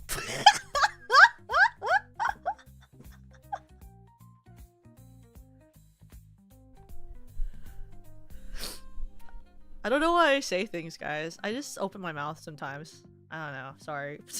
Oopsie daisy. Didn't mean to. You know, I found out that so I can actually say the name of this beer that because I like this beer a lot that I've found. It's called Steel Reserve. I actually really like this one.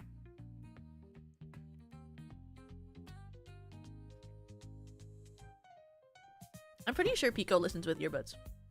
And if she didn't, I'm sorry for embarrassing you in front of your boss.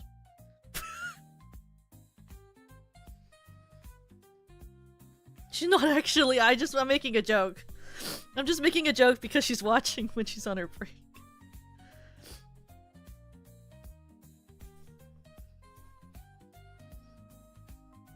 Pico's actually a very, very good girl. I just like making fun of her.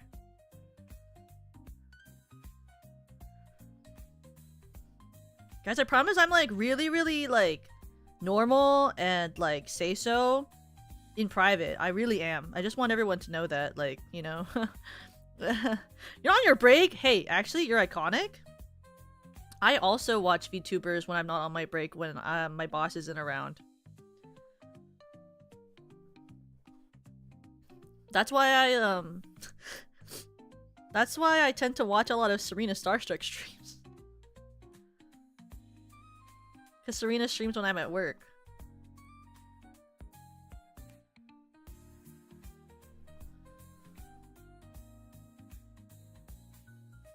Should be after her lunchtime by now. You know, as long as your boss doesn't care, I mean, it's like, who's got an opinion? I don't. I might enjoy and like my job, but like sometimes you just want to watch a stream instead of work.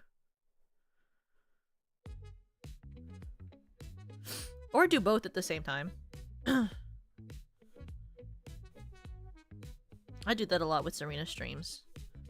She'll be playing League of Legends and I'll hear her in my background being like, I don't know, I never know what she's saying when she streams League, I'll be honest with you guys, because a lot of times she's like reacting to League, and so it all sounds like background like chatter to me because I don't understand anything about League. And so she'll be like reacting to League, she'll be like, something something, Bogo's binted, something something, I don't know what the terms are in League, like, 2-4s, ulting,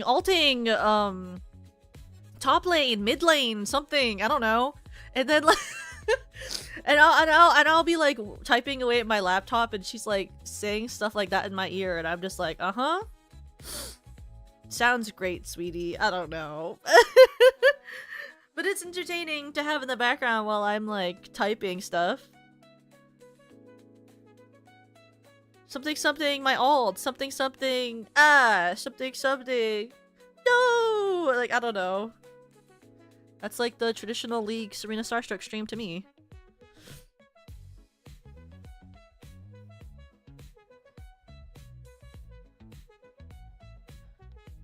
Oh no, my sup is being ganked by the jungler. Yes, I know what this is.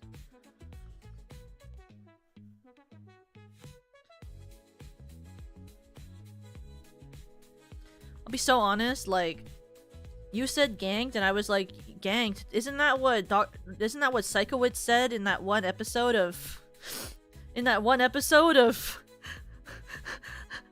Victorious?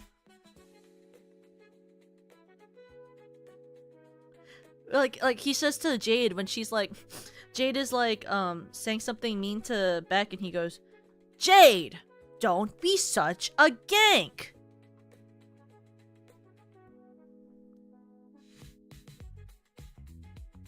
I don't know if you guys remember that. I know that it's not a very popular show, probably with the VTuber enjoyers. So I don't know if this is how— ah, fuck my— It's fine.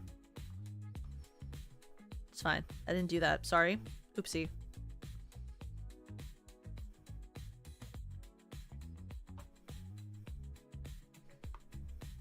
Oh. And then this.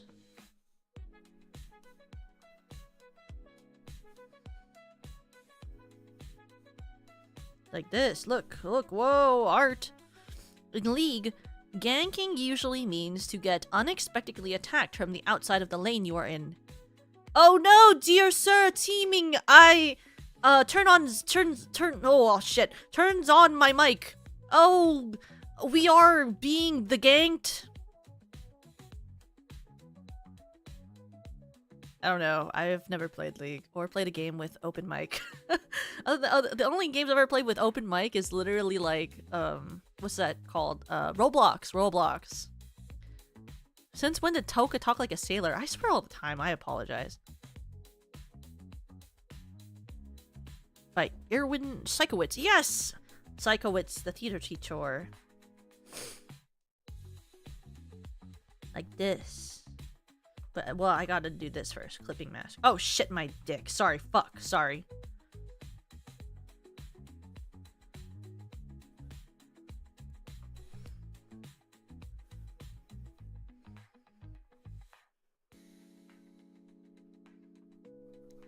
Open mock. Mock? What is mock? I don't think League has open mic. It doesn't? Oh, I didn't know that.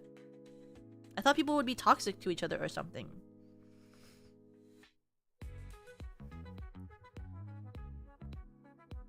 Serena gets ganked a lot because she's looking at chat. Oh, really? I mean, I thought she had, like, the no-scope 360, or is that a different game? The 360 of no-scoping or something. I don't know what that really is, but I know that gamers say that. Probably meant Mike. Oh. Technically, it has a voice option. Oh, okay, okay. So is the toxicness somehow else communicated? How else would you be toxic unless through easily communication to the general public? Oh, they just type toxic comments on each other. Well, you know, I don't really understand those types of gamings. I get stressed out at the thought of having to carry, so I don't really get it. Like, I mean, I wouldn't carry. If I played League, I'd probably be really, really bad at it, but like, I always think about the possibility of like, if I had to carry the weight of the team on my shoulders, and I think I would just fall over, like, you know? Like, especially for a game, I don't know anything. Like, I just don't feel confident. I don't think I could. Why are my eyes so itchy?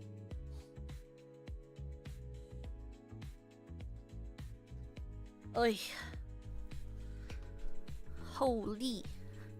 You can carry the other team together. I'm not allowed to play League of Legends until Serena Starstruck hits 100k on YouTube.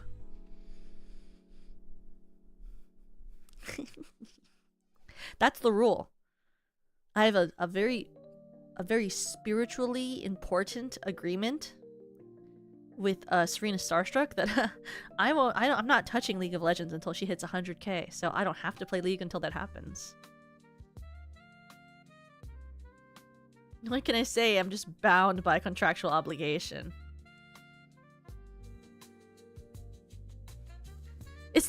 It's not the tree. My eyes haven't been itchy all day. It's probably like the dust or my cat.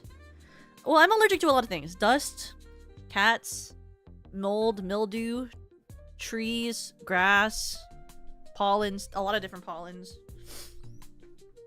I actually got an allergy test done once. Well, I got a blood test done for like things that I'm allergic to in my general area. It does include trees. I am also allergic to a bunch of different trees. Like, I'm allergic to pine. I'm really allergic to pine, especially asthmatically. So it was always really funny where I'm not allergic to any foods that I know of. Really, I'm not really allergic to any foods. That's pretty nice, you know? Like, when I was growing up, there'd be like this thing where like, during Christmas, I'd always get kind of itchy if I like touched the tree too much, or like if I would like get too close to like the tree water, I would like have a hard time breathing. It was really funny because I always was like, I wonder why I'm reacting like this, but I'm allergic to pine. And then I'm also like allergic to aspen, and for a while we were getting like these aspen shavings for my mice, my pet mice, and I was like having a hard time breathing when I was cleaning the tanks, and then I was like, oh, maybe it's because I'm allergic to mice, which I'm also allergic to mice, but I had mice. But then one day there wasn't like the Aspen shavings weren't at the store, and then so I got a different sort of fill for the mouse cage. And then when I did the cleaning of that, I didn't have a reaction. And then I was like, oh, I'm allergic to the wood chips. Crazy. That was how I found out. It was really, really funny.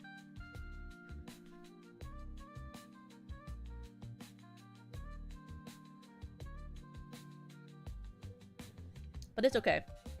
Allergies are just part of life. You know? And I've been allergic to my pets all my life. I just think it's worth living with them. I just like them anyways.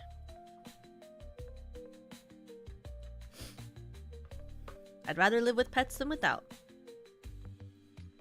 And then let's give Rom the Crybaby type of notes. And then, you know what I'll do to make Roms very special? Is I'll draw a kawoo. I'll draw a kawoo listening to the music.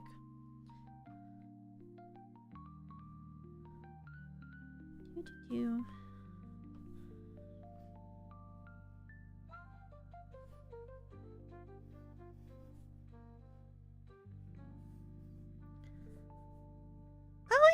I love her. Oh my god, I love my Oshi. Oh my god, thinking of her saying her line makes me smile. Ah! I love Hiyori Mokami! Ew. Fuck. Gross. I don't actually care and I'm ew. Embarrassing. Ew, disgusting. Anyway.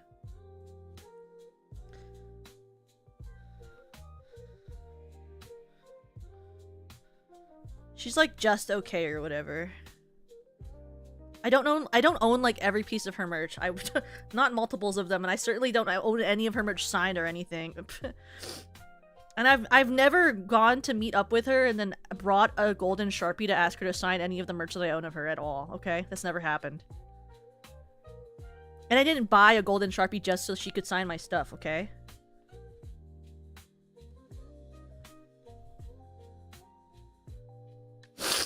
You know, like, that's just really embarrassing. I wouldn't do that, you know? I'm not like that, you know? I'm normal. I'm really normal. Smiles. Yeah, who would do that? Not anyone, especially not me. I'm really cool and chill with it.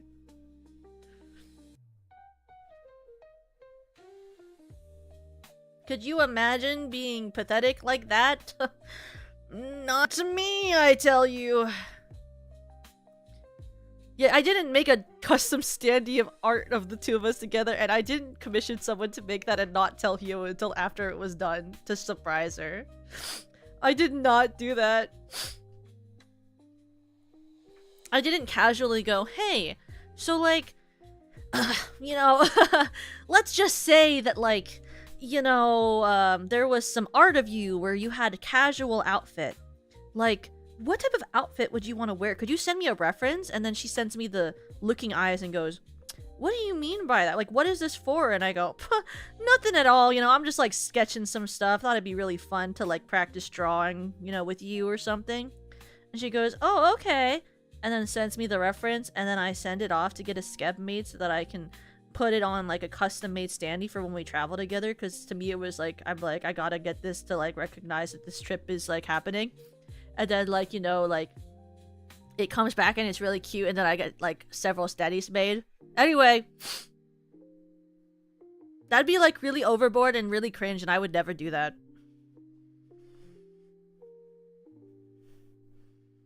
Because I'm, like, really normal, you know?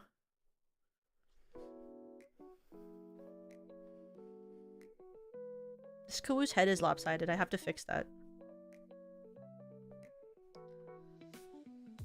But I would like never do that because that's really cringe and I'm really like cool.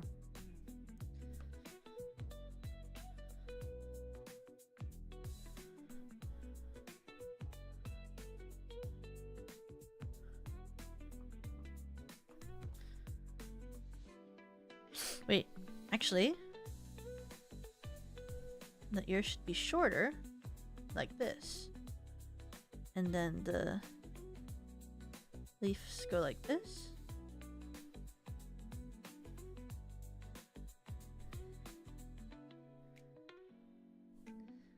You.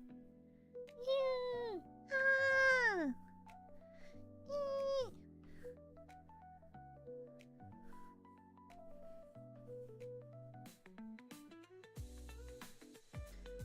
Eee.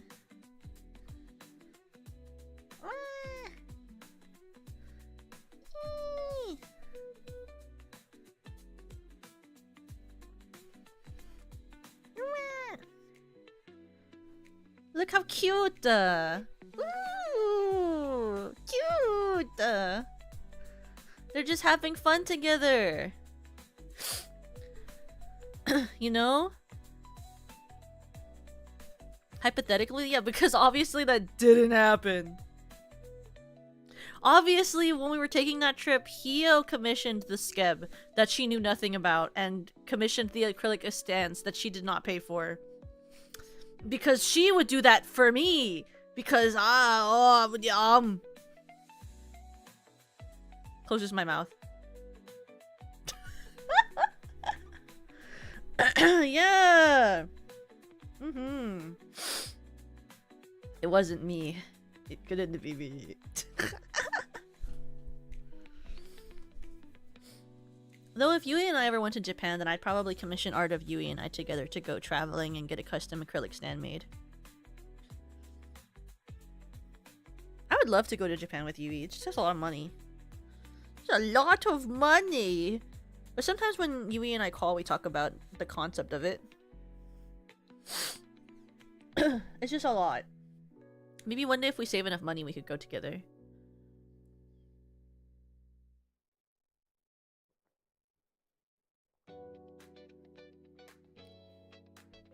The girls and I always like fantasize and call about us like SVP getting big enough where we could like go to Japan together. But I like to believe that's like not fake, you know? Like I like to delude myself into thinking one day SVP will be big enough where we can afford to all go on like a Japan trip together or something. I think that would be like super duper fun, you know? Yeah, a girly Japan trip. I just feel like that would be so awesome, you know?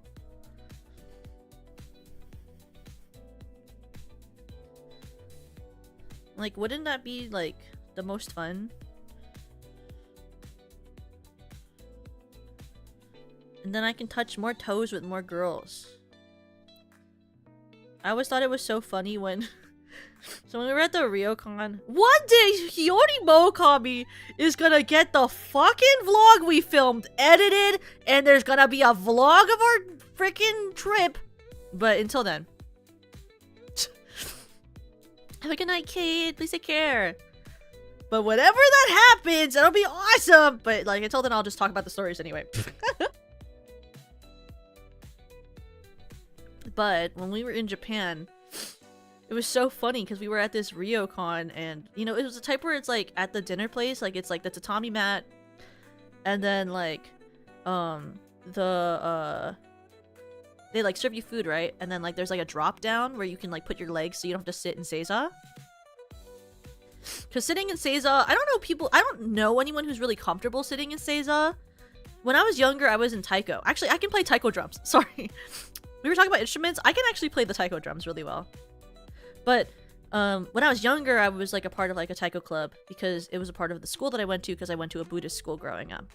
For a good portion of my life. At other points, I was in a Christian school, but for a good portion of my life, I went to a Buddhist school. Anyway, when I was in taiko and stuff, they would make us sit in seiza, and it like really hurt the circulation of my legs, and I hated doing it. But I did it because, you know, otherwise you would get yelled at, and you know, I fear and stuff. But when we were in Japan, we got fed at like the ryokan, in like this really cute place where you could put your toes down. And then when I was sitting and like we were eating this food and like she was filming stuff, my toes touched her toes, and then she was like, "Oh my god, it's like we're linking toes." And all I did was touch her toes, but she made that joke because of like the online meme that was popular at the time of like linking toes. I was like, "Hey-o!" She was like, "Hey, you should post about that." I was like, "Oh my god!" And then I tweeted about it. Hi, Johnny, welcome.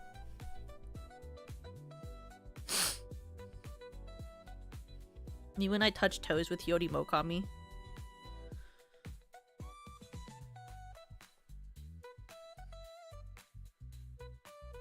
Unsay so. It's say so. We were just eating dinner. I just touched her toes with my toes. And I took baths with her. But it was say so because it was the onsen. Yeah, it's just friendly bonding. Yui would let me touch my toe to her toe, I think. My feet are clean. I wash them all the time. Pico, would you let me touch your toe with my toe? Why am I like that? Why am I like that? Oh my god, shut up, Toka. Anyway, I'm really normal. Sorry. Yeah, it would be rude not to bathe with her.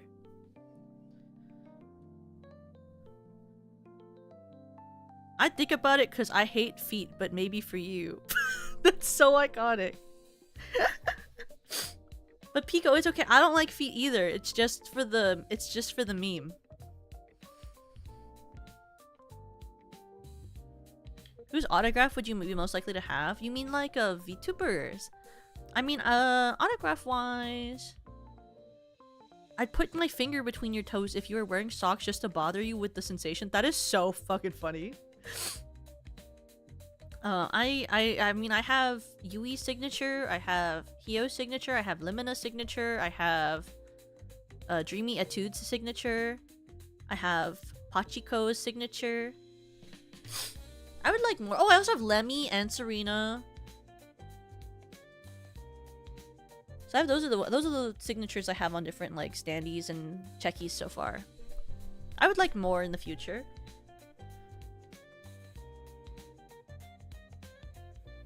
I like when I get my friends to sign stuff for me.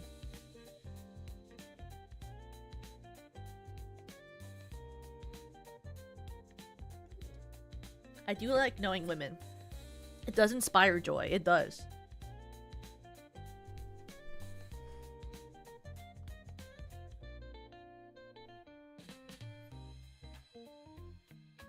I think it like means a lot to me to have like a signature of like my friends, because the thing is like it's cool to have a celebrity signature, but like to me I care less about having the signature of a celebrity that I really like and prefer to have signatures of my friends, because to me they're my celebrities. Like my personal celebrities, you know? Like there are a lot of celebrities I like, but like I would care less about having them sign something I really like than like my friends, you know? Because to me, when it's with my friends, it's like a personal memory. If it's a celebrity, you know, I'm not gonna meet them, you know, so who cares? If that makes sense.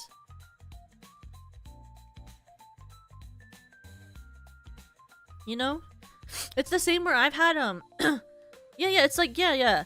Like I've kept every birthday card I've had since the 6th grade. I have every birthday card from every friend and every family member that I've ever gotten from then on. And I keep them with me and I travel with them. I even brought all of the ones that I had from before I went to college, and I've carried me with them ever since. Every year I get more and I add them to the pile. And I very rarely ever like read them.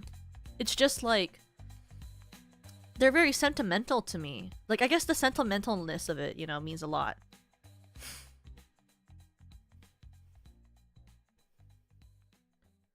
Like, I like knowing that those are like, that was signed by my friend, you know? Like, I love them, I know them, they're my friend, versus like, this is a famous person that I think is really cool, but it's like, I don't know them.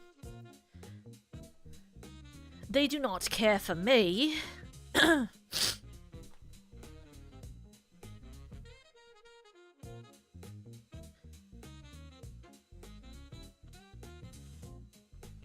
then I do this, and then...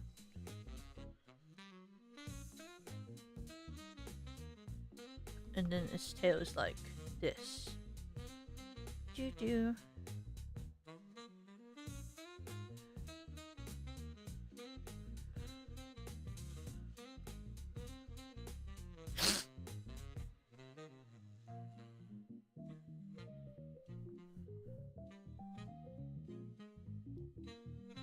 Then on this I'm gonna add this, like a gem.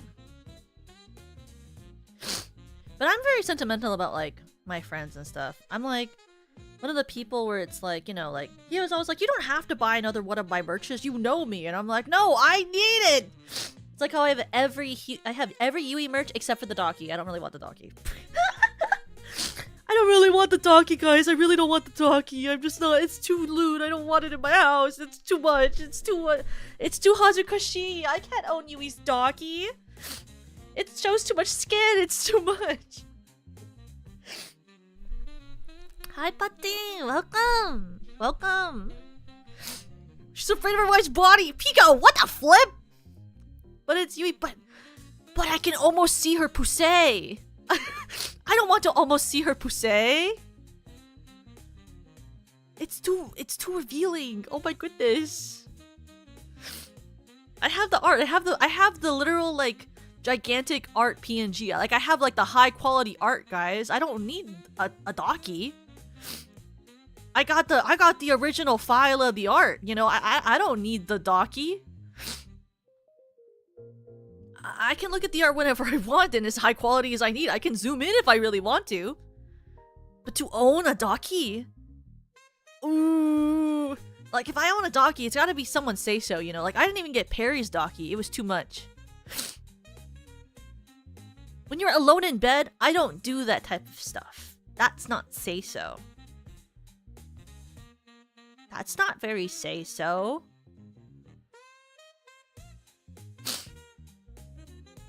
Are you guys sussy? Do you do sussy things when you're alone?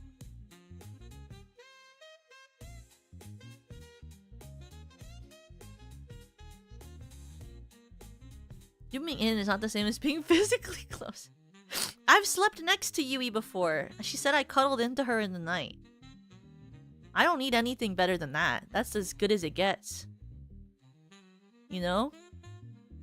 A pillow could never replace me actively sleeping next to Yui and cuddling into her. You know?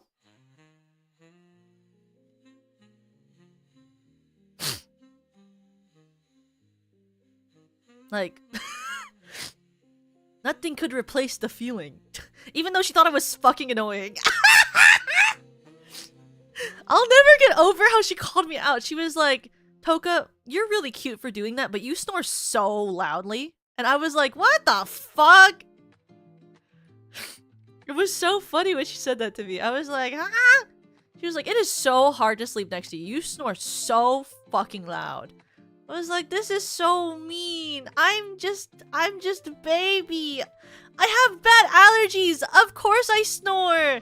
It's not my fault. It's literally not my fault. It's not my fault. I didn't mean for it to be like this. I can't control it. I have clogged sinuses. I only can breathe through my mouth.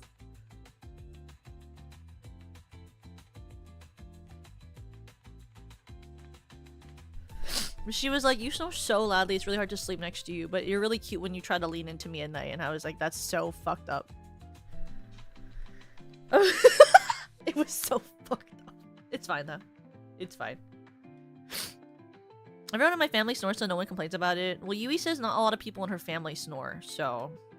And she doesn't snore, so like whatever, I guess she's perfect or whatever.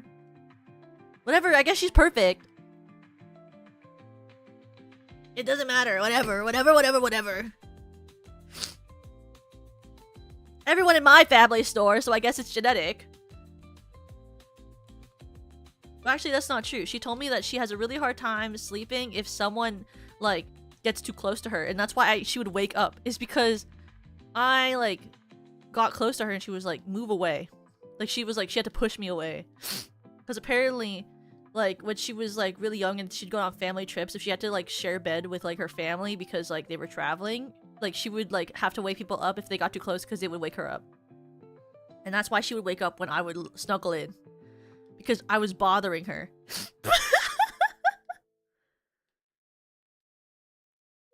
She was like, get off!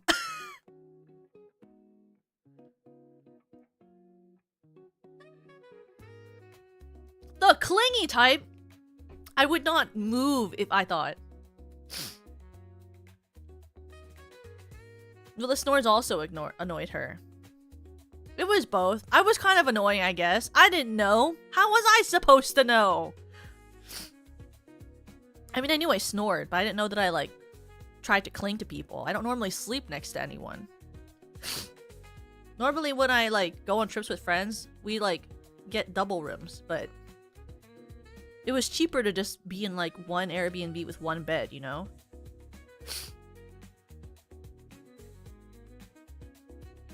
I don't mind sleeping next to someone. I'll do anything to save about $200. I'll tell you that.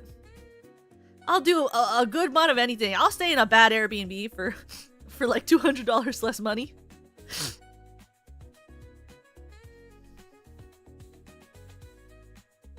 Airbnbs are so expensive, by the way. You know, they always keep saying that they're supposed to be like more... Well, no. To stay at the room was more expensive than $200 for a room, but like it's a lot cheaper than a freaking hotel. Like the hotels next to the con were so expensive.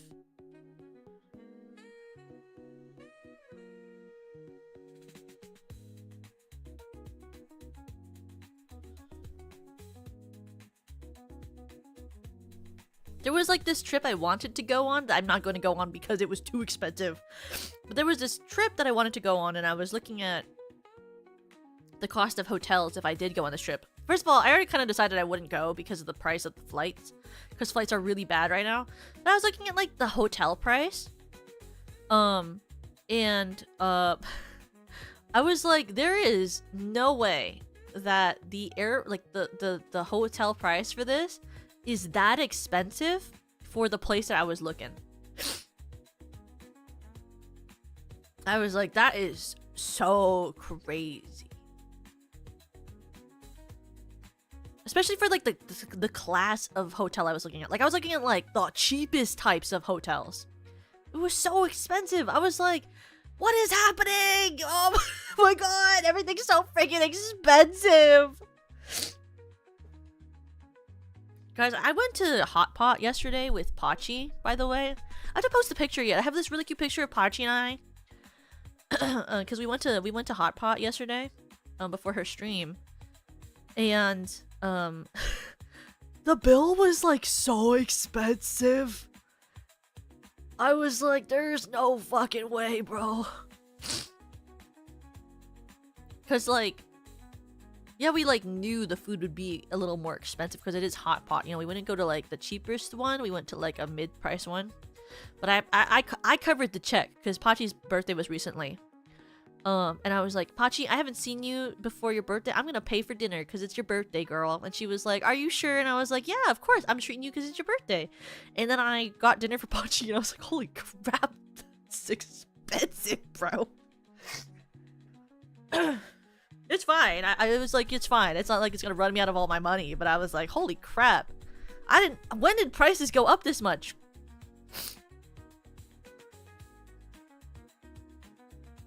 I love ginger chews. I used to eat them like candy when I was in school. I love ginger chews. I love ginger. Ginger.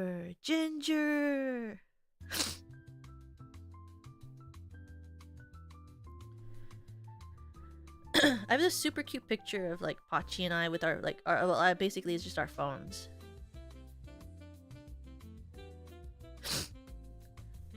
I'll tell you, that hot pot I had with Pachi, it was more than $100, I'll tell you that. Kinda crazy. I remember back when it wasn't that expensive.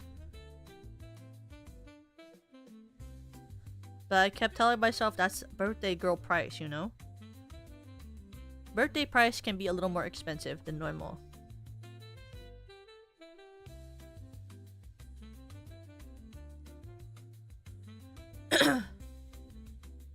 Yeah, I had hot pot with Pachi last night. It was very good. Very worth.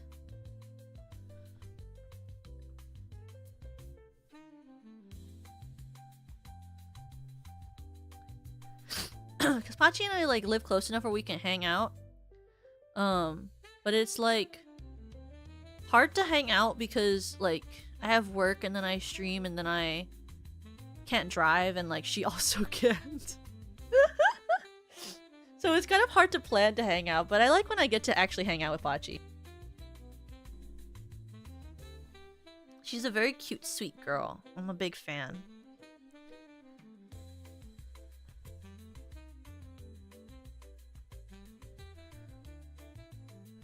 It was a really good place to eat, though. If I wouldn't dox myself saying what it was, then I would talk about it and be like, you should go. Because it was very, very good. I like eating hot pot. It's one of my favorite things to eat. Because when I was growing up, when my mom was feeling lazy, she would get meats and then we would have shabu shabu. And we would cook it in the like main area of my house. We would have shabu shabu together. And so it always reminds me of shabu shabu. It's not the same, obviously, but it always makes me think about shabu shabu.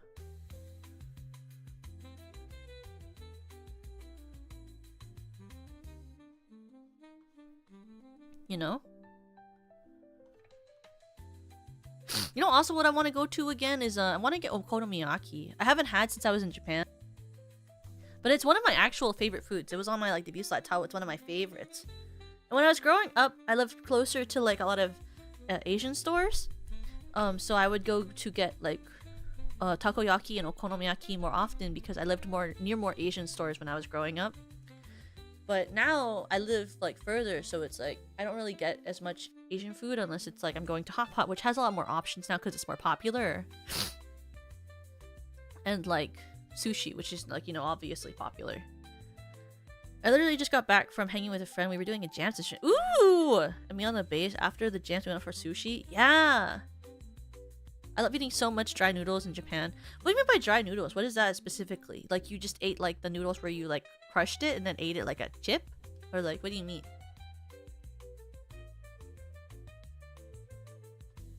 Yeah, when I grew up there was more Asian restaurants. There was a larger Asian community. Now I don't live near that. There's not as much fun Asian food where I live anymore.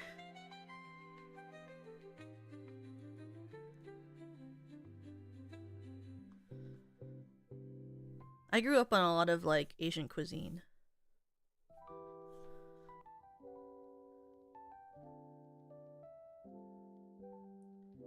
When I went to Japan for the first time, I had okonomiyaki in Hiroshima. Yeah, I know, right? When I went to Japan with Hio, we went to we had okonomiyaki in Kyoto and in Hiroshima, and both were so good. Oh, like yakisoba. Okay. When I hear dry, I'm like, dry? You mean like the uncooked instant noodle? Because in my head, I'm like, yeah, that's very dry. It's very drying in the mouth, you know, but it's tasty, so I guess it's worth it. You know, like when you put the instant ramen into a bag and you smash it against the wall into little pieces and you like shake it with like the seasoning packet and you just eat it like a snack. I was like, that is very drying. I don't know why you would eat that in Japan, but like you could if you wanted to.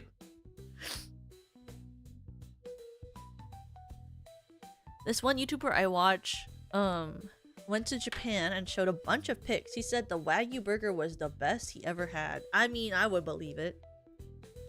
Though, I'm like a big fan of like smash burgers. I like Rhett and Link always say like, I love a smash burger. And every time they say it, I'm like, you're right, kings. So I watch a lot of GMM. But also, I love a smash burger. I might like it more than a Wagyu burger. I just like the texture. I like when it's thin. I like when it's like a thin and crispy burger, you know? But I'm also a fan of like really thin fries and like if I'm eating a fry, I either want it to be like a super like thin fry, or I want like a super huge potato wedge, and I don't want like a middle-sized fry. I want thin or I want thick, and I want it to be like soggy. I don't want a crisp fry. I know everyone's like, oh, you like a soggy fries? You're so weird. I don't care what you think. I want my stuff to be fucking soggy. Smiles. I don't want it to be crispy. I want my fries soggy. I want it to be so filled with fucking sodium that it's soggy.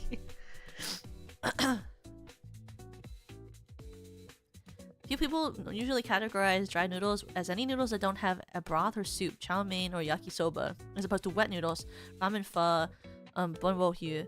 Yeah, I guess that's true. I love my bacon soggy. That's crazy, bro. Fries? Not sure. Oh, you're wrong. I like when they're soggy. The texture is perfect.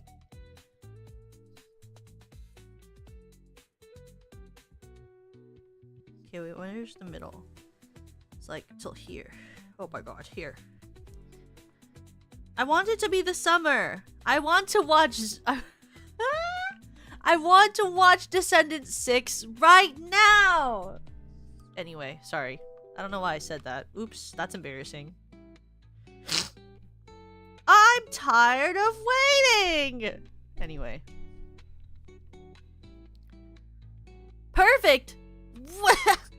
When have I ever been perfect? Actually, sorry, what? That's crazy. I'm always perfect. Why would you say that, Anon? Why would you say that about me, huh? That's not very nice. Why don't you think I'm not... What's so wrong with having the right opinion about fries? I'm sorry that I'm right, and I'm sorry that you're wrong. But I just don't think that... I don't think it's nice to say that I'm not perfect anymore. That's not very kind. Soggy fries is the right opinion.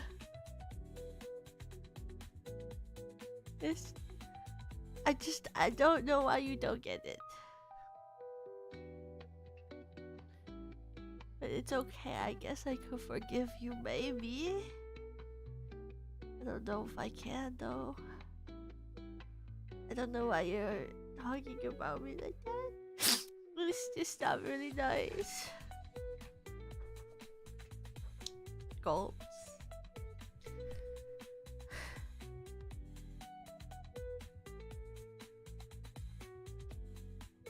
I just don't want it to be crispy.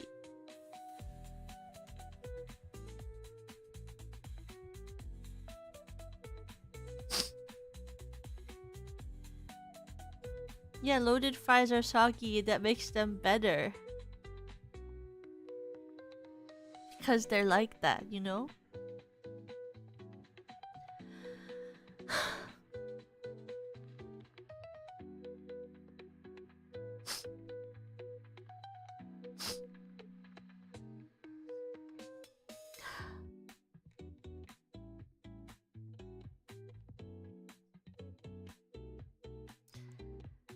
It's just not nice sometimes when I say my opinion and you say I'm not perfect anymore. But it's okay, I can cope because I'm nice. I can cope. And I can be nice back. I respect your opinion. Even though you're wrong, it's okay to be wrong sometimes. Smiles. Anyway, draws. Anyway, draws on my iPad.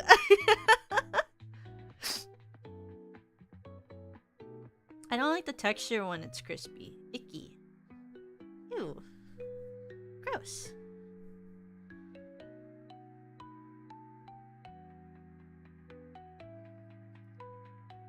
'Cause big girls don't cry. Something, something, something, something, the courtyard. I don't remember this song.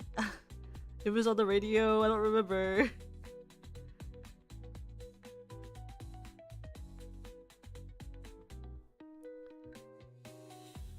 Crispy soggy. I just don't want it to be crispy because the texture is too crunchy. I like it when it's soft. Easy on the mouth.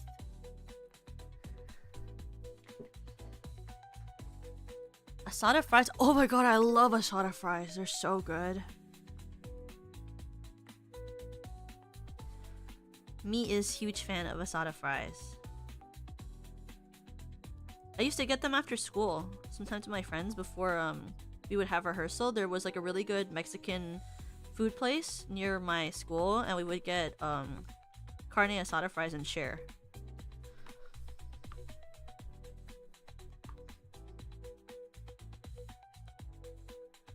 There's also a really good boba shop near where I went to school, so we would have boba sometimes too.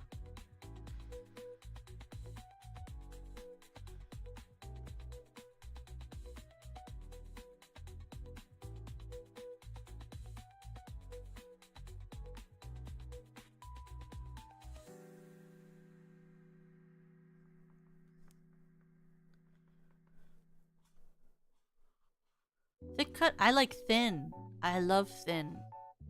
Strings fries. Shoestring.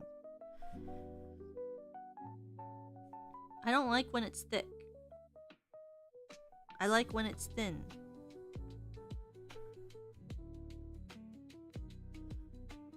Because the thing about thick fries is they're more potato-y. I like when it's thin and soggy shoestrings. But if it's gonna be thick, I want it to be like a potato wedge. Because if we're gonna go potato, it's gotta be like fucking thick. You know? Like if I'm gonna have a thick cut fry, I want it to be a potato wedge, and I want it to be the thickest fucking cut, you know? Don't give me no fucking middle ground. It's either a thick potato wedge or it's a fucking shoestring fry.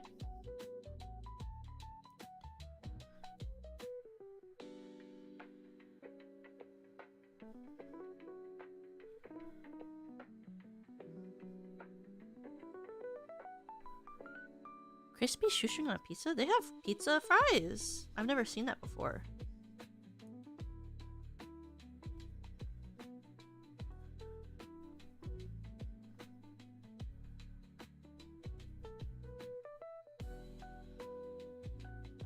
Oh, my tail doesn't go that way.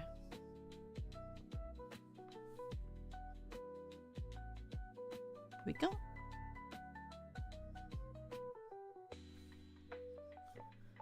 There we go. I did one. Can you believe it, guys? I did one fucking thing today. That's so crazy. Holy crap. Can you believe that I did one cheki today? Holy jeez, Louise, that's crazy, bro. One?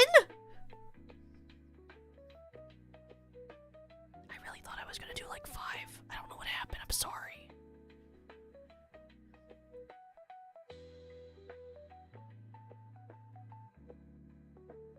Gulps.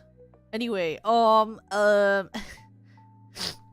so what I'm doing tomorrow, by the way, let me grab the, a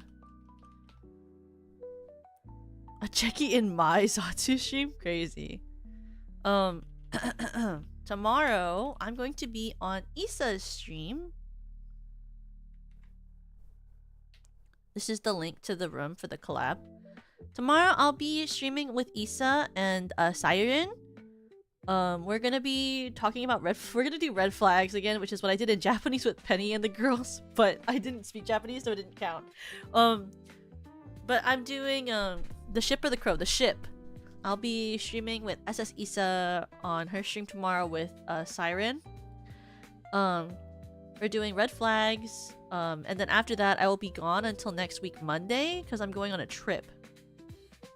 But I do have a plan to try to get at least one short out every day while I'm gone.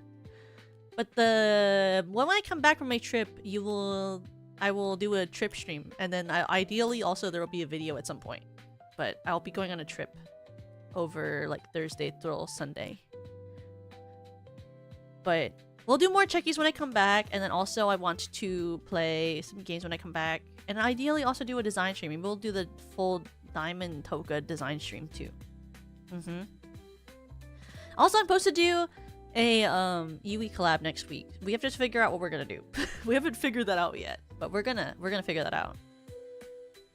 But yeah, thank you for hanging out with me while we did this. I'm sorry that I yapped for so long. I like planned that we would actually shine more, but I didn't end up doing that. That's my fault. That's my fault. That's my fault. That's my fault.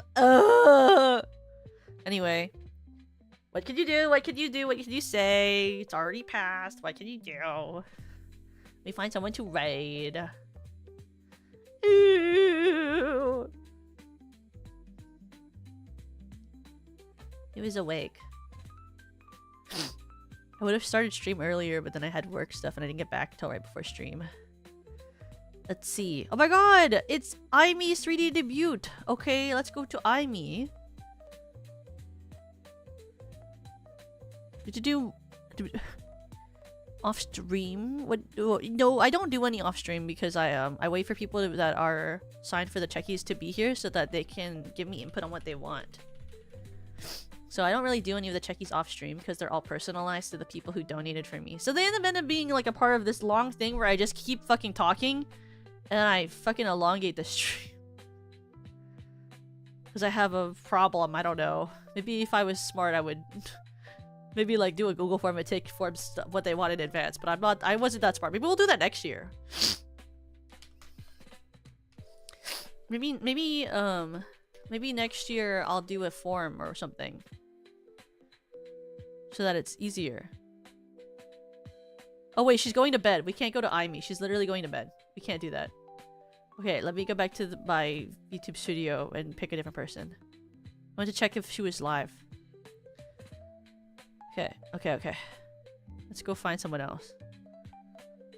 Fortunately, me, I don't know. I keep talking. Let's go to Amoria, who's doing Tomodachi Life.